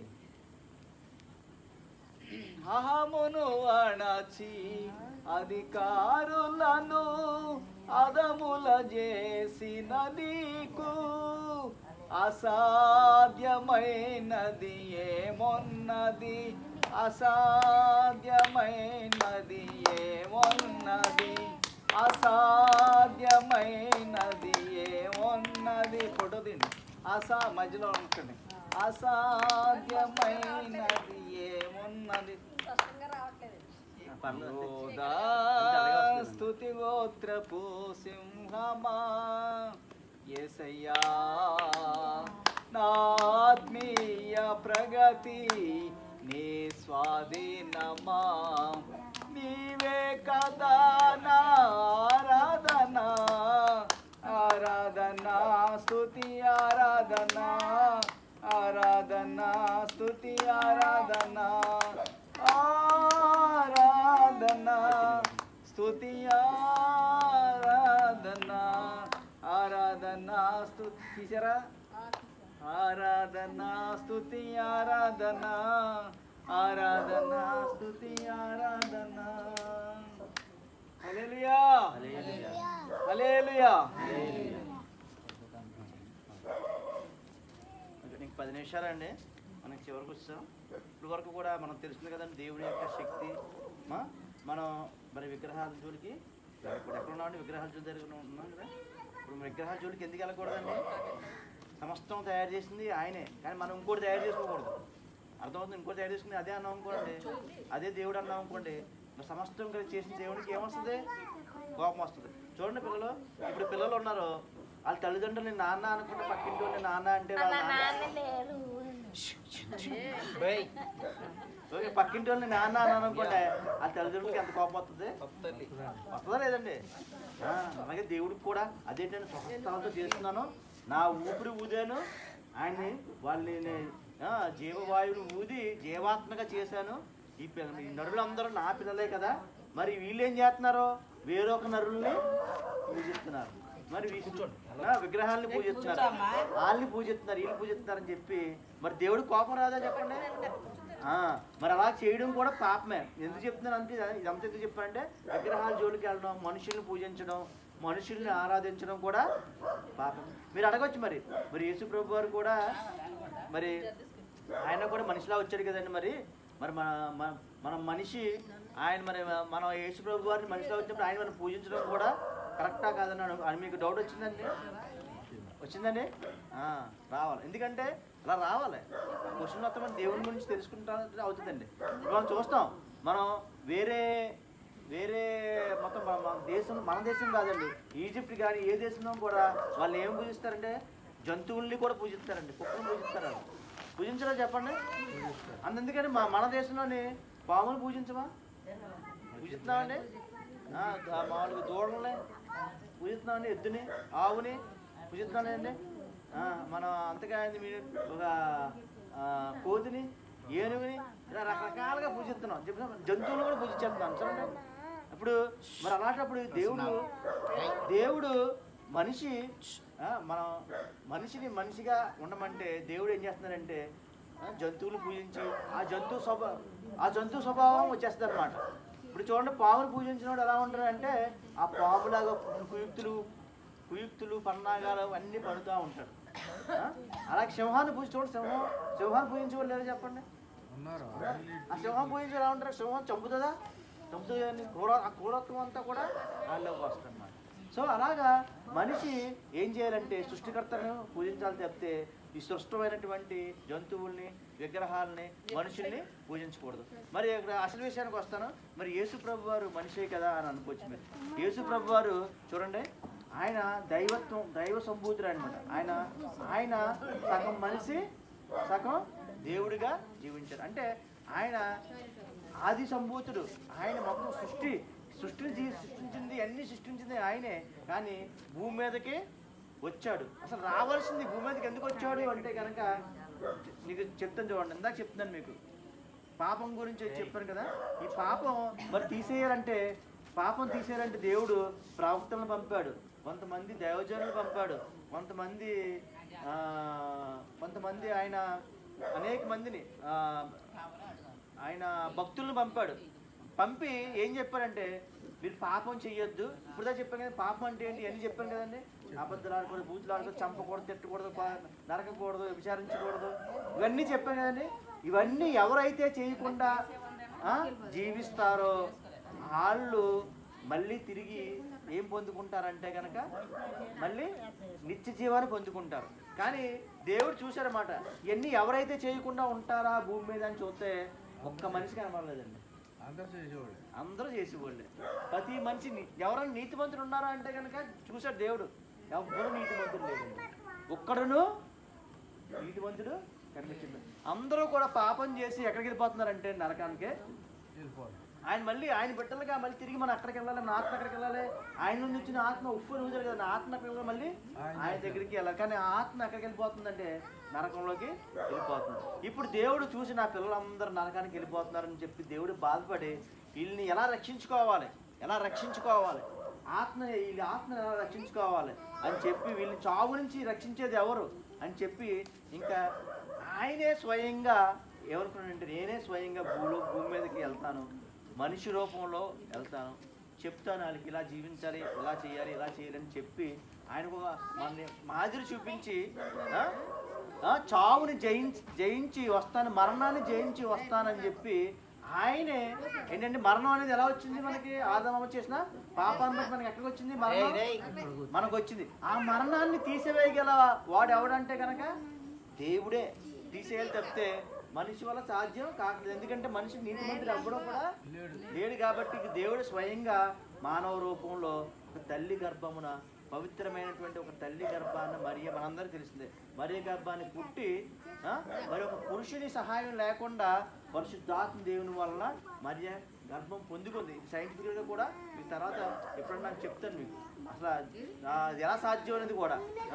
సరే, మొత్తం దేవుని యొక్క ఆత్మ మరి కమ్ముకుని పరిశుద్ధాత్మ మరియమ్మ గర్భాన్ని కమ్ముకుని ఆయన ఈ లోకంలోకి వచ్చాడు. యేసు ప్రభు వారు ఇప్పుడు ఎలా వచ్చారంటే కనుక ఆయన దేవుడు. చూడడానికి మీకు మనిషిలా కనబడతాడు, కానీ ఆయనలో ఉన్నంత దైవత్వం దేవుడు. ఎందుకంటే ఆ దేవుడే మరి భూలోకానికి వచ్చాడు. భూలోకానికి వచ్చి ఇప్పుడు ఆ దేవుడే మనం తినే తిండి తిన్నాడు, మనం కట్టుకునే బట్ట కట్టుకున్నాడు, మనం పడ్డ శ్రమలో ఆయన పడ్డాడు, మన యొక్క ఆకలు దప్పికలు ఆయన పడ్డాడు, మనం ఏదైతే శ్రమలో బాధలు ఇబ్బందులు పడుతున్నామో ఆయన కూడా పడ్డాడు. అసలు ఆయన పడాల్సిన అవసరం లేదు. ఎందుకు ఎన్ని చేశాడంటే కనుక మనకి ఈ బాధలో ఇబ్బందులు మరణం ఎన్ని తీసేయడానికి దేవుడు వచ్చి ఆయన అనుభవించి ఇప్పుడు చూడండి పవిత్రంగా ఇన్ని బాధలు ఆయన కూడా మనతో పాటు జీవించాడు. కానీ ఎలా జీవించాడు? నీతిగా జీవించాడండి. ఎలా జీవించాడు? దేవుడు నీతిగా జీవించాడు. నీతిగా జీవించి ఇదిగో నేను నీతిగా జీవించాను, మీరు నీతిగా జీవించగలరు. ఆయన దప్పికలు ఉన్నాయి. ఆయనకి శాతాను కూడా చాలాసార్లు శోధించి ఎన్నో శోధనలు పెట్టినా కానీ ఆయన ఎందుకంటే ఆయన మానవుడుగా ఉండడానికి ఇష్టపడి వచ్చాడు కనుక మానవుడిలాగే జీవించి మరి ఆ శాతాను శోధనలన్నీ ఎదుర్కొని ఆయన మన కోసం మరణం, ఎందుకు మన కోసం మరణం ఉండాలి?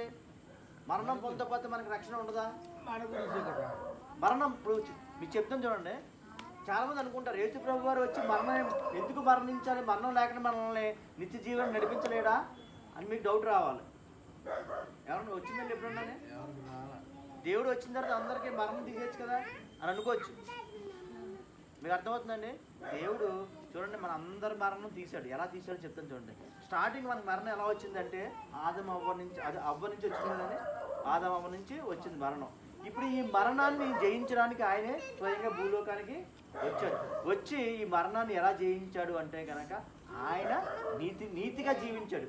ఆ నీతిగా జీవించి ఎవరైతే దేవుడు చూడండి, దేవుడు ఎవరైతే నీతిగా జీవిస్తారో చూసి ఆ మరణం తీద్దామని చూశారు కానీ ఎవ్వరూ లేరు. కానీ ఆయనే వచ్చి ఆయనే నీతిగా జీవించి ఆయనే మరణం అయిపోయాడు. ఎందుకు మరణం పొందాడు అంటే కనుక మరణం ఎందుకు పొందాలంటే మరణంతో పోరాడాలి. మరణాన్ని తీసివేయాలంటే ఏం చేయాలండి? మరణంతో పోరాడాలి. ఆ మరణంతో పోరాడే వాళ్ళు ఎవరైనా ఉన్నారా? మరణంతో పోరాడాలి ఎవరు? అందరూ చచ్చిపోవాల్సిందే. దేవుడే పోరాడాలి. ఇప్పుడు చూడండి, మనిషికి జీవం ఇందాక స్టార్టింగ్ మీకు చెప్తున్నాను జీవం. ఆ జీవం మనిషికి జీవం ఎక్కడ ఉంటుంది చెప్పండి? ఆలోచించండి. మనిషికి జీవం ఎక్కడ ఉంటుంది? మనిషికి జీవం ఎక్కడ ఉంటుంది? సరే జీవం అంటే ఏంటంటే చెప్తున్నాను చూడండి. ప్రాణం. జీవం అంటే ప్రాణమే కదండి. ప్రాణమే కదండి మనకు అర్థమయ్యే భాషలో. జీవం అంటే ఏంటి? ప్రాణం. ఇప్పుడు ప్రాణం ఎక్కడ ఉంటుంది మనిషికి? చేతిలోనా, కాళ్ళలోనా? సరే కాళ్ళలోనా, బుర్రలోనా, గుండెలోనా? ఎక్కడ ఉంటుంది? గుండెలో ఉంటుందండి. చెప్తాను చూడండి. ప్రాణం ఎక్కడ ఉంటుంది అంటే కనుక ఈవెన్ సైన్స్ కూడా డాక్టర్ కూడా చెప్తారు మనిషికి ప్రాణం రక్తం. ఏంటండి? మనిషికే కాదు జంతువులు కానీ ప్రాణం, అట్లకి ప్రాణం ఉంటుంది. రక్తమే అండి. ఏంటండి? మనిషికి ప్రాణం జీవం ఎక్కడుంటుంది? రక్తంలో ఉంటుంది. ఎక్కడ ఉంటుందండి? జీవం ఎక్కడుంటుంది? జీవం ఎక్కడుంటుంది? రక్తంలోనే ఉంటుంది. చూడండి జీవం ఎక్కడుంటుంది? రక్తంలో. మీకు అర్థమవుతుంది కదా. ఇప్పుడు ఎవరికైనా ఏదైనా రక్తం పోయిందని బతుకుతారా? ఏదైనా ఆపరేషన్ కావాలంటే రక్తం ఎక్కిస్తారు. ఎందుకంటే పక్కన నుంచి జీవం ఎక్కిస్తూ ఉంటా, పక్కన ఆపరేషన్ చేస్తూ ఉంటారు. అంతే కదండి. మనిషికి ఈవెన్ సైన్స్ కూడా చెప్తుంది, బైబిల్ కూడా అదే చెప్తుంది. మా బైబిల్లో వచనం ఉంటుంది మనిషికి ప్రాణానికి మూలం రక్తం. అందుకని ఆ రక్తాన్ని మనం కాపాడుకోవాలని చెప్పేసి దేవుడు చెప్తాడు. రక్తంతో ఉన్నటువంటిది మనం తినకూడదు అని కూడా చెప్పాడు. అంటే రక్తంతో మనం ఒక జంతువుని తినకూడదు.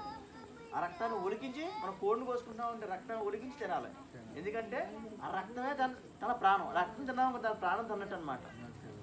ఎందుకంటే మనం ఒక ప్రాణం మనం తినకూడదు, ఒక ప్రాణాన్ని మనం చేయకూడదు. అందుకనే దేవుడు ఏం చెప్తున్నాడంటే రక్తాన్ని విసర్జించాలని చెప్పాడు. అందుకే మనం జంతువులు రక్తాలు అసలు తినకూడదు అనమాట. సరే మన విషయానికి వస్తే మనిషికి జీవం ఎక్కడ ఉందని తెలిసింది మనకి ఇప్పుడు రక్తంలో ఉంది. అర్థమైంది కదండి. ఈ ప్రపంచంలో అతి వాల్యూ అయింది, అతి ఖరీదైంది ఏది చెప్పండి? రక్తమే కదండి. రక్తం అంటే ఏంటి? జీవం. జీవమే కదండి. అతి ఖరీదు. మన దగ్గర కోట్లు కోట్లు కోట్లు కోట్లు బంగారం. ఇంక చూడండి ఇదంతా పరిచయం అంత బంగారం ఉండొచ్చు, వజ్ర వైడూర్యాలు ఉండొచ్చు. అట్లతో ఏమన్నా ఒక్క క్షణం జీవించగలమా? ఒక్క క్షణం పొడిగించుకోగలమా అండి మన మరణాన్ని? మరణం తప్పించుకోగలమా? మరణం గ్యారంటీ, ప్రతి ఒక్కరికి గ్యారంటీ అండి మరణం. చూడండి మనందరికీ గ్యారంటీ. మనం తల్లిదండ్రులు పోయారు, మనం కూడా ఖచ్చితంగా రేపు ఒక రోజు అటు ఇటులో చూడండి మన జీవితం ఎలా గడిచిపోయింది. కళ్ళు మూసుకుంటే టక్మని గడిచిపోయింది. చిన్నప్పుడు ఆ పిల్లల్లో ఉండిపోయాను చూడండి చక్కగా ఎదిగిపోయింది. టక్ టక్ టక్ సంవత్సరాలు అయిపోయినాయి లేదు చెప్పండి. ఈ రోజు చూడండి సంవత్సరాలు చక్కగా గడిచిపోతున్నాయి. కానీ మనం మరణం దగ్గరికి ఎప్పటికప్పుడు మరణం రావాల్సిందే. కానీ ఈ మరణం తీయాలంటే ఏం కావాలి అంటే చెప్పాను కదండి, అతి వాల్యూ అయింది కావాలి. అతి దాన్ని ఏమంటారంటే చాలా మోస్ట్ చాలా ఇంపార్టెంట్ అయినటువంటి ఒక ఏంటి అని చూస్తే ఏంటంటే బాగా వాల్యూ అంటే ఏంటంటే బాగా ఏంటమ్మా వాల్యూ మీకు అర్థమవుతుంది కదండి ఇంగ్లీష్ వాల్యూ అతి విలువైనది కావాలి. ఏం కావాలండి? అతి విలువైనది ఏంటి అని ఆలోచిస్తే ఏంటి చెప్పండి మీరు? అతి విలువైనది ఏంటి? రక్తం, ప్రాణం. ఏంటండి?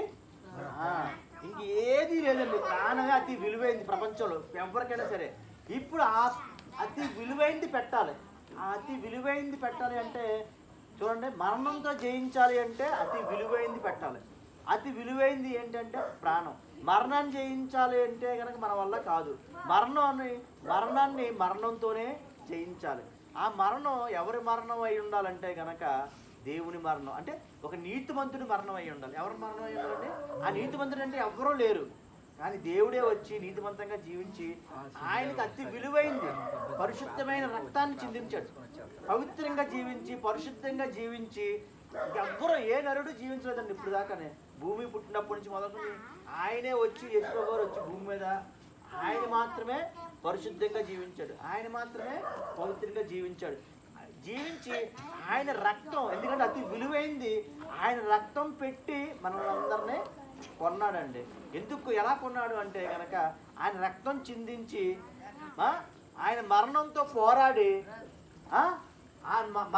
పోరాడి మరణాన్ని ఏం చేశాడండి? జయించాడు. మరణపు ముళ్ళుని విరిచాడు. అంటే మరణం ప్రతి మనిషిలో ఉన్నటువంటి మరణాన్ని విరిచి, మరణపు ముళ్ళు విరిచి ఆయన ఆయన సిలువ వేసిన తర్వాత కూడా చూడండి 3 రోజులు 3 రోజుల తర్వాత ఆయన ఏం చేశాడండి? లేచి వచ్చాడు. అలా లేచి వచ్చిన వాళ్ళలో ఏ దేవుని చూపించండి, మీరు చూపించగలరా? ఏ దేవుడు లేడండి ఇప్పుడు దాకా. భూమి పుట్టినది మొదలుకొని చనిపోయి తిరిగి లేచినటువంటి వారు ఎవ్వరు. ఆయనే వచ్చాడు, పని చేసుకున్నాడు, వెళ్ళిపోయాడు. ఇప్పుడు చూడండి, వచ్చాడు, పని చేస్తున్నాడు, వెళ్ళిపోయాడు. మనం చెప్పుకుంటాం కదండి, మనం చాలా కథలు ఉంటాయి కదా ఇతిహాసాల్లోని. దేవుడు అనేక రూపాల్లో వస్తాడు. కోతి రూపంలో, ఆ రూపంలో, ఈ రూపంలో, ఒక్కొక్క ఏంటంటే ఒక్కొక్క కాలానికి ఒక్కొక్క రూపంలో వస్తాడు అని చెప్పేసి రకరకాల అవతారాలు ఇచ్చుతాడని చెప్పేసి వింటారు ఉంటారు కదా. నిజంగా దేవుడు అనేవాడు వస్తే ఒక్కసారి వస్తారో లేదో చెప్పండి. దేవుడు ఒకసారి వస్తే పని చేసుకుని వెళ్ళిపోతారు కదా. 10 సార్లు వచ్చేసి పని జరగకుండా వెళ్ళిపోయి మళ్ళీ ఇంకొక అవతారం, పని జరగకుండా వెళ్ళిపోయి ఇంకొక అవతారం, కాసేపు మనిషి అవతారం, కాసేపు జంతువు అవతారం, కాసేపు ఈ అవతారం. అది అత్యవసరం అవసరం ఏముంది? దేవుడు అనేవాడు ఒక్కసారి వస్తాడు, పని చేసుకుంటాడు, వెళ్ళిపోతాడు, మనల్ని కూడా తీసుకెళ్తాడు. ఇప్పుడు యేసు ప్రభు వారు వచ్చి మనల్ని అందరినీ ఆయన రక్తం, పవిత్రమైన రక్తం, పరిశుద్ధమైన రక్తం, ఎందుకంటే అతి విలువైంది చెల్లించి మరణంతో పోరాడి మరణాన్ని ముళ్ళు విరిచి ఆయన తిరిగి లేచాడండి. ఆయన తిరిగి లేవడం అనేది చరిత్రలో ఉంది. ఇది బైబిల్ మాత్రమే కాదు, చరిత్ర కూడా చెప్తుందండి. చరిత్రలో చరిత్రకారులు మీరు ఆయన చనిపోయి ఇప్పుడు ఎన్ని సంవత్సరాలు అయితే 2026 సంవత్సరాలు, అదే ఆయన పుట్టి 2026 సంవత్సరాలు అవుతుంది. అంటే సుమారుగా 2020 సంవత్సరాలు, సుమారుగా 2020 సంవత్సరాల క్రితమే కొంతమంది రోమా సామ్రాజ్యంలోనే కొంతమంది హిస్టారియన్ అంటే చరిత్రకారులు ఉండేవారండి. ఆ చరిత్రకారులు అసలు చూస్తే యేసు ప్రభు గారిని చంపింది ఎవరంటే కనుక రోమా సామ్రాజ్యమే, రోమన్సే. ఒకప్పుడు మనకి చూడండి, ఇప్పుడు మనల్ని పరిపాలిస్తుంది ఎవరు? మనమే పరిపాలించుకుంటున్నామండి, అంతే కదా. సీఎంని బియ్యంని మనమే పెట్టుకుంటాం, ఓటేస్తున్నాం. ఒకప్పుడు మనం పరిపాలించింది ఎవరంటే కనుక బ్రిటిష్ వాళ్ళు. అంతకుముందు పరిపాలించింది ఎవరంటే కనుక రాజులు పరిపాలించారు మనం. ఒక్కొక్క రాజులు రకరకాల రాజులు ఉన్నారు. ఆ రాజులు కూడా కొంతమంది దేవుళ్ళు చేసేస్తారు. రాజులు పరిపాలించారు, చచ్చిపోయి మళ్ళీ చెప్తున్నానండి మీకు. వాళ్ళ దేవుళ్ళు ఎవరు? బాగా పరిపాలించారని చెప్పి అభిమానం, అంతేగాని అభిమానం ఎక్కువైపోతే దేవుని చేయకూడదండి. మనిషిని, రాజుని, హీరోని, పొలిటీషియన్ని, కథలో ఉన్న క్యారెక్టర్ని, కొంతమంది చూడండి పిల్లల్లోనే కొంతమంది ఈ సినిమా కీ మ్యాను, Superman, spider man, Shaktimaan, Doraemon బొమ్మలు వస్తున్నాయి కదండి. ఆ దాంట్లో క్యారెక్టర్లు వీళ్ళు ఏమనుకుంటారంటే వాళ్ళే దేవుళ్ళు అనుకుంటారు. అసలు వాళ్ళు దేవుళ్ళు అవుతారా? అవరు. మన సర్వ సృష్టికర్త అయినటువంటి ఆయనే దేవుడు అవుతాడు. చూడండి, యేసు ప్రభు వారు మన కోసం ఆయన శిలువ మరణం పొందాలని రక్తం చిందించాలి. రక్తం ఎందుకు చిందించాలంటే అతి విలువైంది అదే. ప్రాణం, మనిషికి ప్రాణం అతి విలువైంది అదే. రక్తం చిందించి ఆయన పవిత్రమైన రక్తం చిందించడం ద్వారా మరణాన్ని పోరాడి మరణాన్ని జయించి మూడో రోజున తిరిగి లేచాడు. ఈ విషయం చరిత్రకారులు రోమా సామ్రాజ్యం అప్పుడు పరిపాలించేటువంటి గవర్నమెంట్ రోమా సామ్రాజ్యం అక్కడ చరిత్రకారులు ఏం చేశారంటే చరిత్రలో రాస్తున్నారు. ఏం రాస్తున్నారంటే ఇదిగో యేసు ప్రభు గారు అనే ఆయన ఇక్కడ ఉండేవారంట. ఆయన ఇలాగా సిలువేసి చంపేశారు. అలాగే 3 రోజుల తర్వాత తిరిగి లేచారు. తిరిగి లేచిన తర్వాత అనేక మందికి అండి యేసు ప్రభు గారు చనిపోయి తిరిగి లేచిన తర్వాత ఎంతమంది కనబడ్డారు తెలుసండి? 500 మంది కనబడ్డాడండి. ఎంతమంది కనబడ్డాడు? ఎంతమందికి అండి? 500 మంది పైగానే.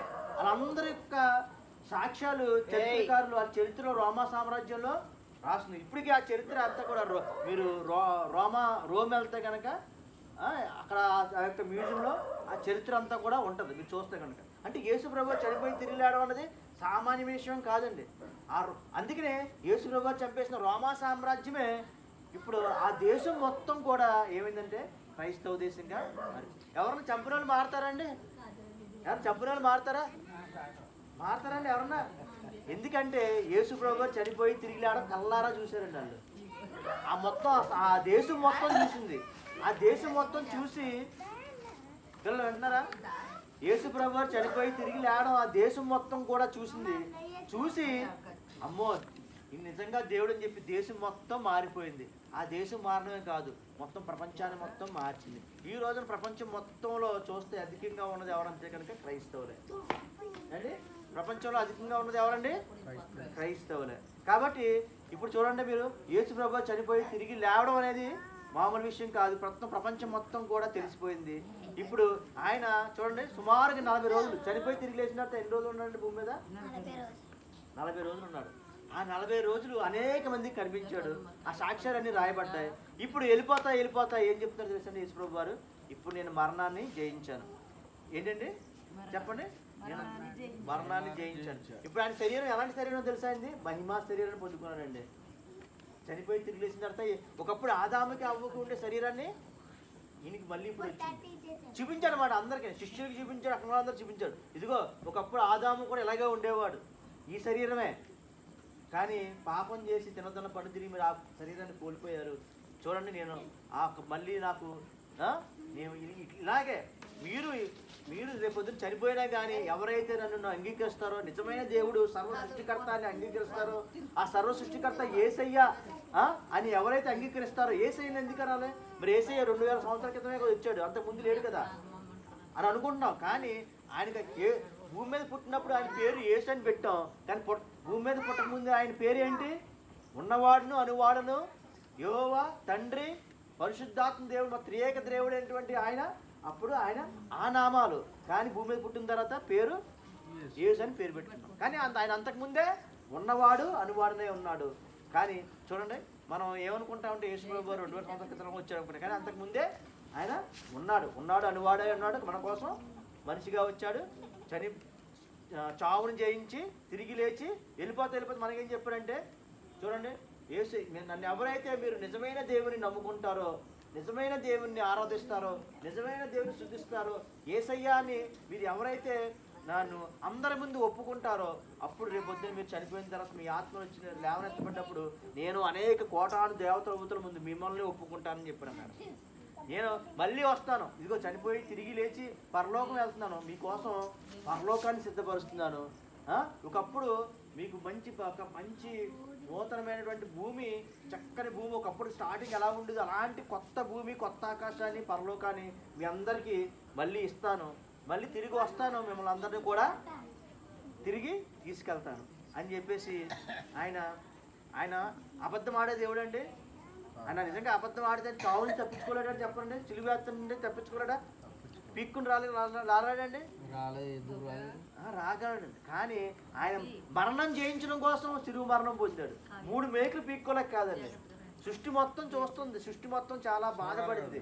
ఈ సృష్టిని తయారు చేసిన దేవుడే మానవుడిగా 3 మేకుల మీద వేదన పడి సిలువ మరణం పొందుతూ, ఎందుకు మరణాన్ని జయించాలంటే ఈయన దేవుడిగా పుట్టి సగం మానవుడిగా పుట్టి సగం దైవత్వం కలిగి ఉండి మానవుడిగా జీవించే ఆ మరణంతో జయించాలి అంటే, మన మరణం తీయాలంటే ఆయన మరణం పొందాలి, ఆయన రక్తం పెట్టాలి.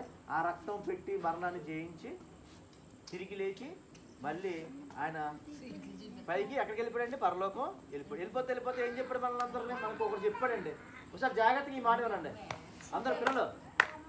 అమ్మా ఏయ్. అయిపోయింది, ఇంకో 2 నిమిషాలు ఇంకా అయిపోయింది. కూర్చో కూర్చో, అయిపోయింది ఇంక మొత్తం ఇంకా అయిపోయింది. ఇంక 2 నిమిషాలు, ఇంక 2 నిమిషాలు కూడా 1 నిమిషమే. అవును చూడండి, యేసు ప్రభు గారు వెళ్ళిపోతే ఏం చెప్పారంటే, మీ అందరూ నా నామమున మీరు నన్ను మాత్రమే పూజించాలి, ఇక ఎవరు ఏ దేవుడు లేడు, నేను మాత్రమే దేవుడిని.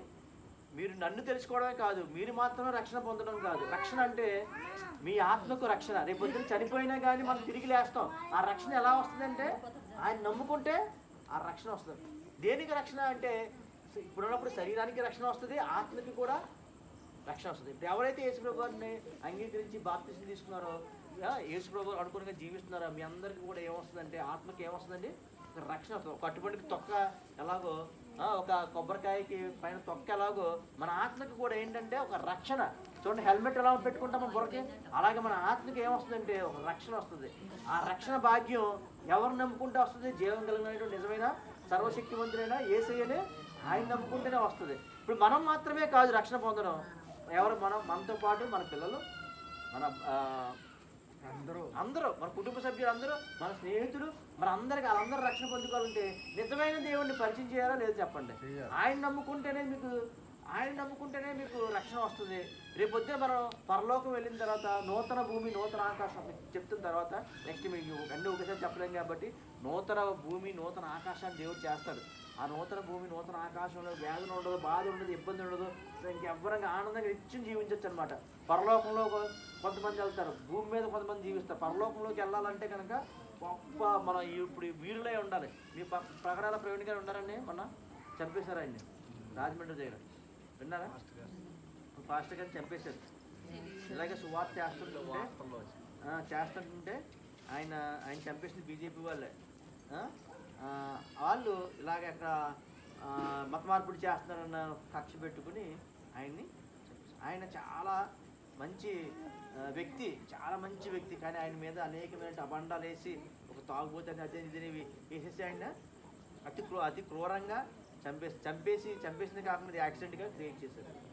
సో చెప్తున్నానండి, అంటే ఆయన మామూలుగా పోరాడలేదండి. ఆయన పోరాటం మామూలు పోరాటం కాదు. అలాగ పోరాడి దేవుని కోసం పనిచేసినటువంటి వారికి మాత్రమే పరలోకం. కానీ దేవునికి అనుగుణంగా నీతిగా యథార్థంగా పరిశుద్ధంగా పవిత్రంగా ఎవరైతే జీవిస్తారో, ఎవరైతే రక్షణ పొందుతారో నూతన భూమి ఉంటుందన్నమాట. తర్వాత మీకు చెప్తాను. సో మొత్తానికి మనందరం కూడా నూతన సృష్టిలో పరలోకంలో మనందరం కూడా అక్కడ ఇంకా మనకి భేదాలు ఉండవు, అందరూ సమానమే. అందరూ సమానం, చక్కగా ఆనందంగా జీవించవచ్చు. మరి ఆ యొక్క గొప్ప జీవితాన్ని మనం పొందుకోవాలంటే మనం ఇప్పటి నుంచి మన ఆత్మకి మనం ఏం చేయాలండి? మన ఆత్మకి ఏం చేయాలి? రక్షణ కావాలండి. ఆ రక్షణ భాగ్యం యేసు ప్రభు వారిని నమ్ముకుంటేనే. ఓకే అండి, సరే. మరి యేసు ప్రభు వారిని ఒకసారి మన మనసులోకి అందరూ కళ్ళు మూసుకోండి.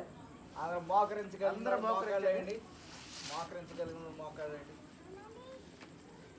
మోకరించండి. పిల్లలు అందరూ మోకరించారు. ఎవ్వరూ కళ్ళు తెరవద్దు. కళ్ళు మూసుకోమ్మా, కళ్ళు మూసుకో. ప్రార్థన చేద్దాం. సర్వశక్తిమంతుడా, కృప కలిగిన మా ప్రియ పరలోక తండ్రి, మీకే స్తుతి మహిమనైనా ఘనత ప్రభావం చెల్లించుకున్న తండ్రి, విన్న వాక్యాన్ని బట్టి మీకు వందనాలు, స్తోత్రములు తండ్రి. సహాయం దయచేయండి తండ్రి. ప్రతి ఒక్కరిని దీవించండి, ఆశీర్వదించండి తండ్రి. మరి ఎవరైతే ఏమైతే ఇబ్బందులు ఉన్నాయో ప్రతి ఒక్క ఇబ్బందిని తీసివేయగల దేవుడు ఆయన. మరి ఎవరైతే అనారోగ్యంతో ఉన్నారో వారిని యొక్క తండ్రి అనారోగ్యాన్ని ఇప్పుడే తీసివేయండి ఆయన. తండ్రి యేసయ్య, మీ కృపగల హస్తం, దయగల హస్తంతో తండ్రి వారిని ముట్టి ఇప్పుడే స్వస్థత కలుగును గాక తండ్రి. సహాయం దయచేయండి ఆయన. తండ్రి ఇంకా ఎవరైతే ఏమైతే అవసరం ఉన్నారో, ఎవరైతే ఇబ్బందుల్లో ఉన్నారో తండ్రి, వారిని తండ్రి మీరే తండ్రి వారిని ముట్టి స్వస్థత చేయండి ఆయన. మీ కృప చూపించండి తండ్రి యేసయ్య. మేము అతి సామాన్యులు ఆయన తండ్రి. మా వల్ల కాదు తండ్రి, పాపాన్ని జయించడం మా వల్ల కాదు నాయన. కానీ మీరే మా పాపాన్ని జయించి మా కోసం మేము చేసిన ప్రతి పాపాన్ని బట్టి మీరు శిలువ మరణం పొందారు తండ్రి. దాన్ని బట్టి మీకు వందనాలు, స్తోత్రం నాయన. తండ్రి ఇదిగో తండ్రి, మరి మేము కూడా తండ్రి మీ రాకడలో మమ్మల్ని గుర్తు చేసుకుని తండ్రి మేము కూడా లేవనెత్తబడేలాగా, మేము అనేక మందిని రక్షించేవాడేలాగా తండ్రి. మీ యొక్క సువార్తను తండ్రి మీరు భూమి మీద పుట్టారు, మా కోసం జీవించారు, మా కోసం చనిపోయారు, మరి మా కోసం పరలోకాన్ని ఇస్తానన్నారు. ఈ యొక్క గొప్ప విషయాన్ని శుభ విషయాన్ని మేము అనేక మందికి చెప్పి తండ్రి అనేక మందిని రక్షించలేక అనేక మంది ఆత్మను రక్షించలేక తండ్రి మమ్మల్ని దీవించండి, ఆశీర్వదించండి. కూడి వచ్చిన ప్రతి ఒక్కరిని దీవించండి, ఆశీర్వదించండి. మీ కృపలో భద్రపరచమని నజరేయుడైన యేసుక్రీస్తునామమున అడిగి వేడుకున్నాం మా పరమ తండ్రి. ఆమేన్. ఒకసారి అందరూ లేచి నిలబడండి. మనం పరలోక ప్రార్థన చేసుకుందాం. ఆశీర్వాద ప్రార్థన. అందరూ కూడా లేచి నిలబడండి. పిల్లలు పెద్దవాళ్ళు కూడా నిలబడండి. రెండు చేతులు పైకెత్తి దేవాదేవుని ఆశీర్వాదం మనం పొందుకుందాం. రెండు చేతులు పైకెత్తి ఒకసారి రెండు చేతులు పైకెత్తండి. అందరు కళ్ళు మూసుకోండి. పరలోకమందు నాతో చెప్పాలి అందరు కూడా. పరలోకమందున్న మా తండ్రి, మీ నామము పరిశుద్ధపరచబడును గాక. పరిశుద్ధపరచబడును గాక. మీ రాజ్యము వచ్చును గాక. మీ చిత్తము పరలోకమందు నెరవేరునట్లు భూమి అందును నెరవేరును గాక. మనుదిన ఆహారము మాకు నేడు దయచేయండి. మమ్ము శోధంలోకి తేక దుష్టు నుండి తప్పించండి. కీడు నుండి రక్షించండి. మమ్ము కాచి దాచి కాపాడమని యేసు నామములో అడుగుతున్నాం పరమ తండ్రి. రాజ్యము శక్తియు మహిమయు నిరంతరము నీవయున్నావు పరమ తండ్రి. ఆమేన్. ప్రవేశ రక్తమే జయము. చెప్పండి, ప్రవేశ రక్తమే జయం. ప్రవేశ రక్తమే జయము. ప్రభు శిలువ రక్తమే సంపూర్ణ విజయం కలుగును గాక. ప్రవేశ నామమున సంపూర్ణ విజయం కలుగును గాక. అందరూ ఆమేన్ అనవలెను. ఆమేన్. దేవుడు మనకు ఎల్లప్పుడూ తోడుగనున్నాడు.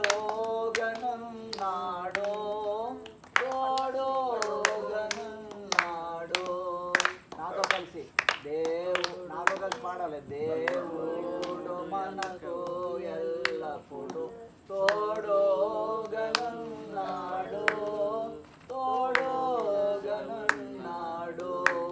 యేసేపు ఫలించినప్పుడు దేవుడు మనకు ఎల్లప్పుడూ తోడుగనున్నాడు.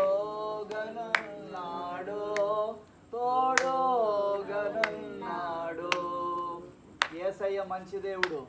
చెప్పండి, యేసయ్య మంచి దేవుడు. యేసయ్య మంచి దేవుడు. దేవుడు మిమ్మల్ని అందరిని దీవించి ఆశ్రయించి మనల్ని అందరినీ కాచి దాచి కాపాడును గాక. ఆమేన్. అయితే ఒక్క నిమిషం వెలుగులో మనం అందరం చిన్న ఫోటో తీసుకుందాం.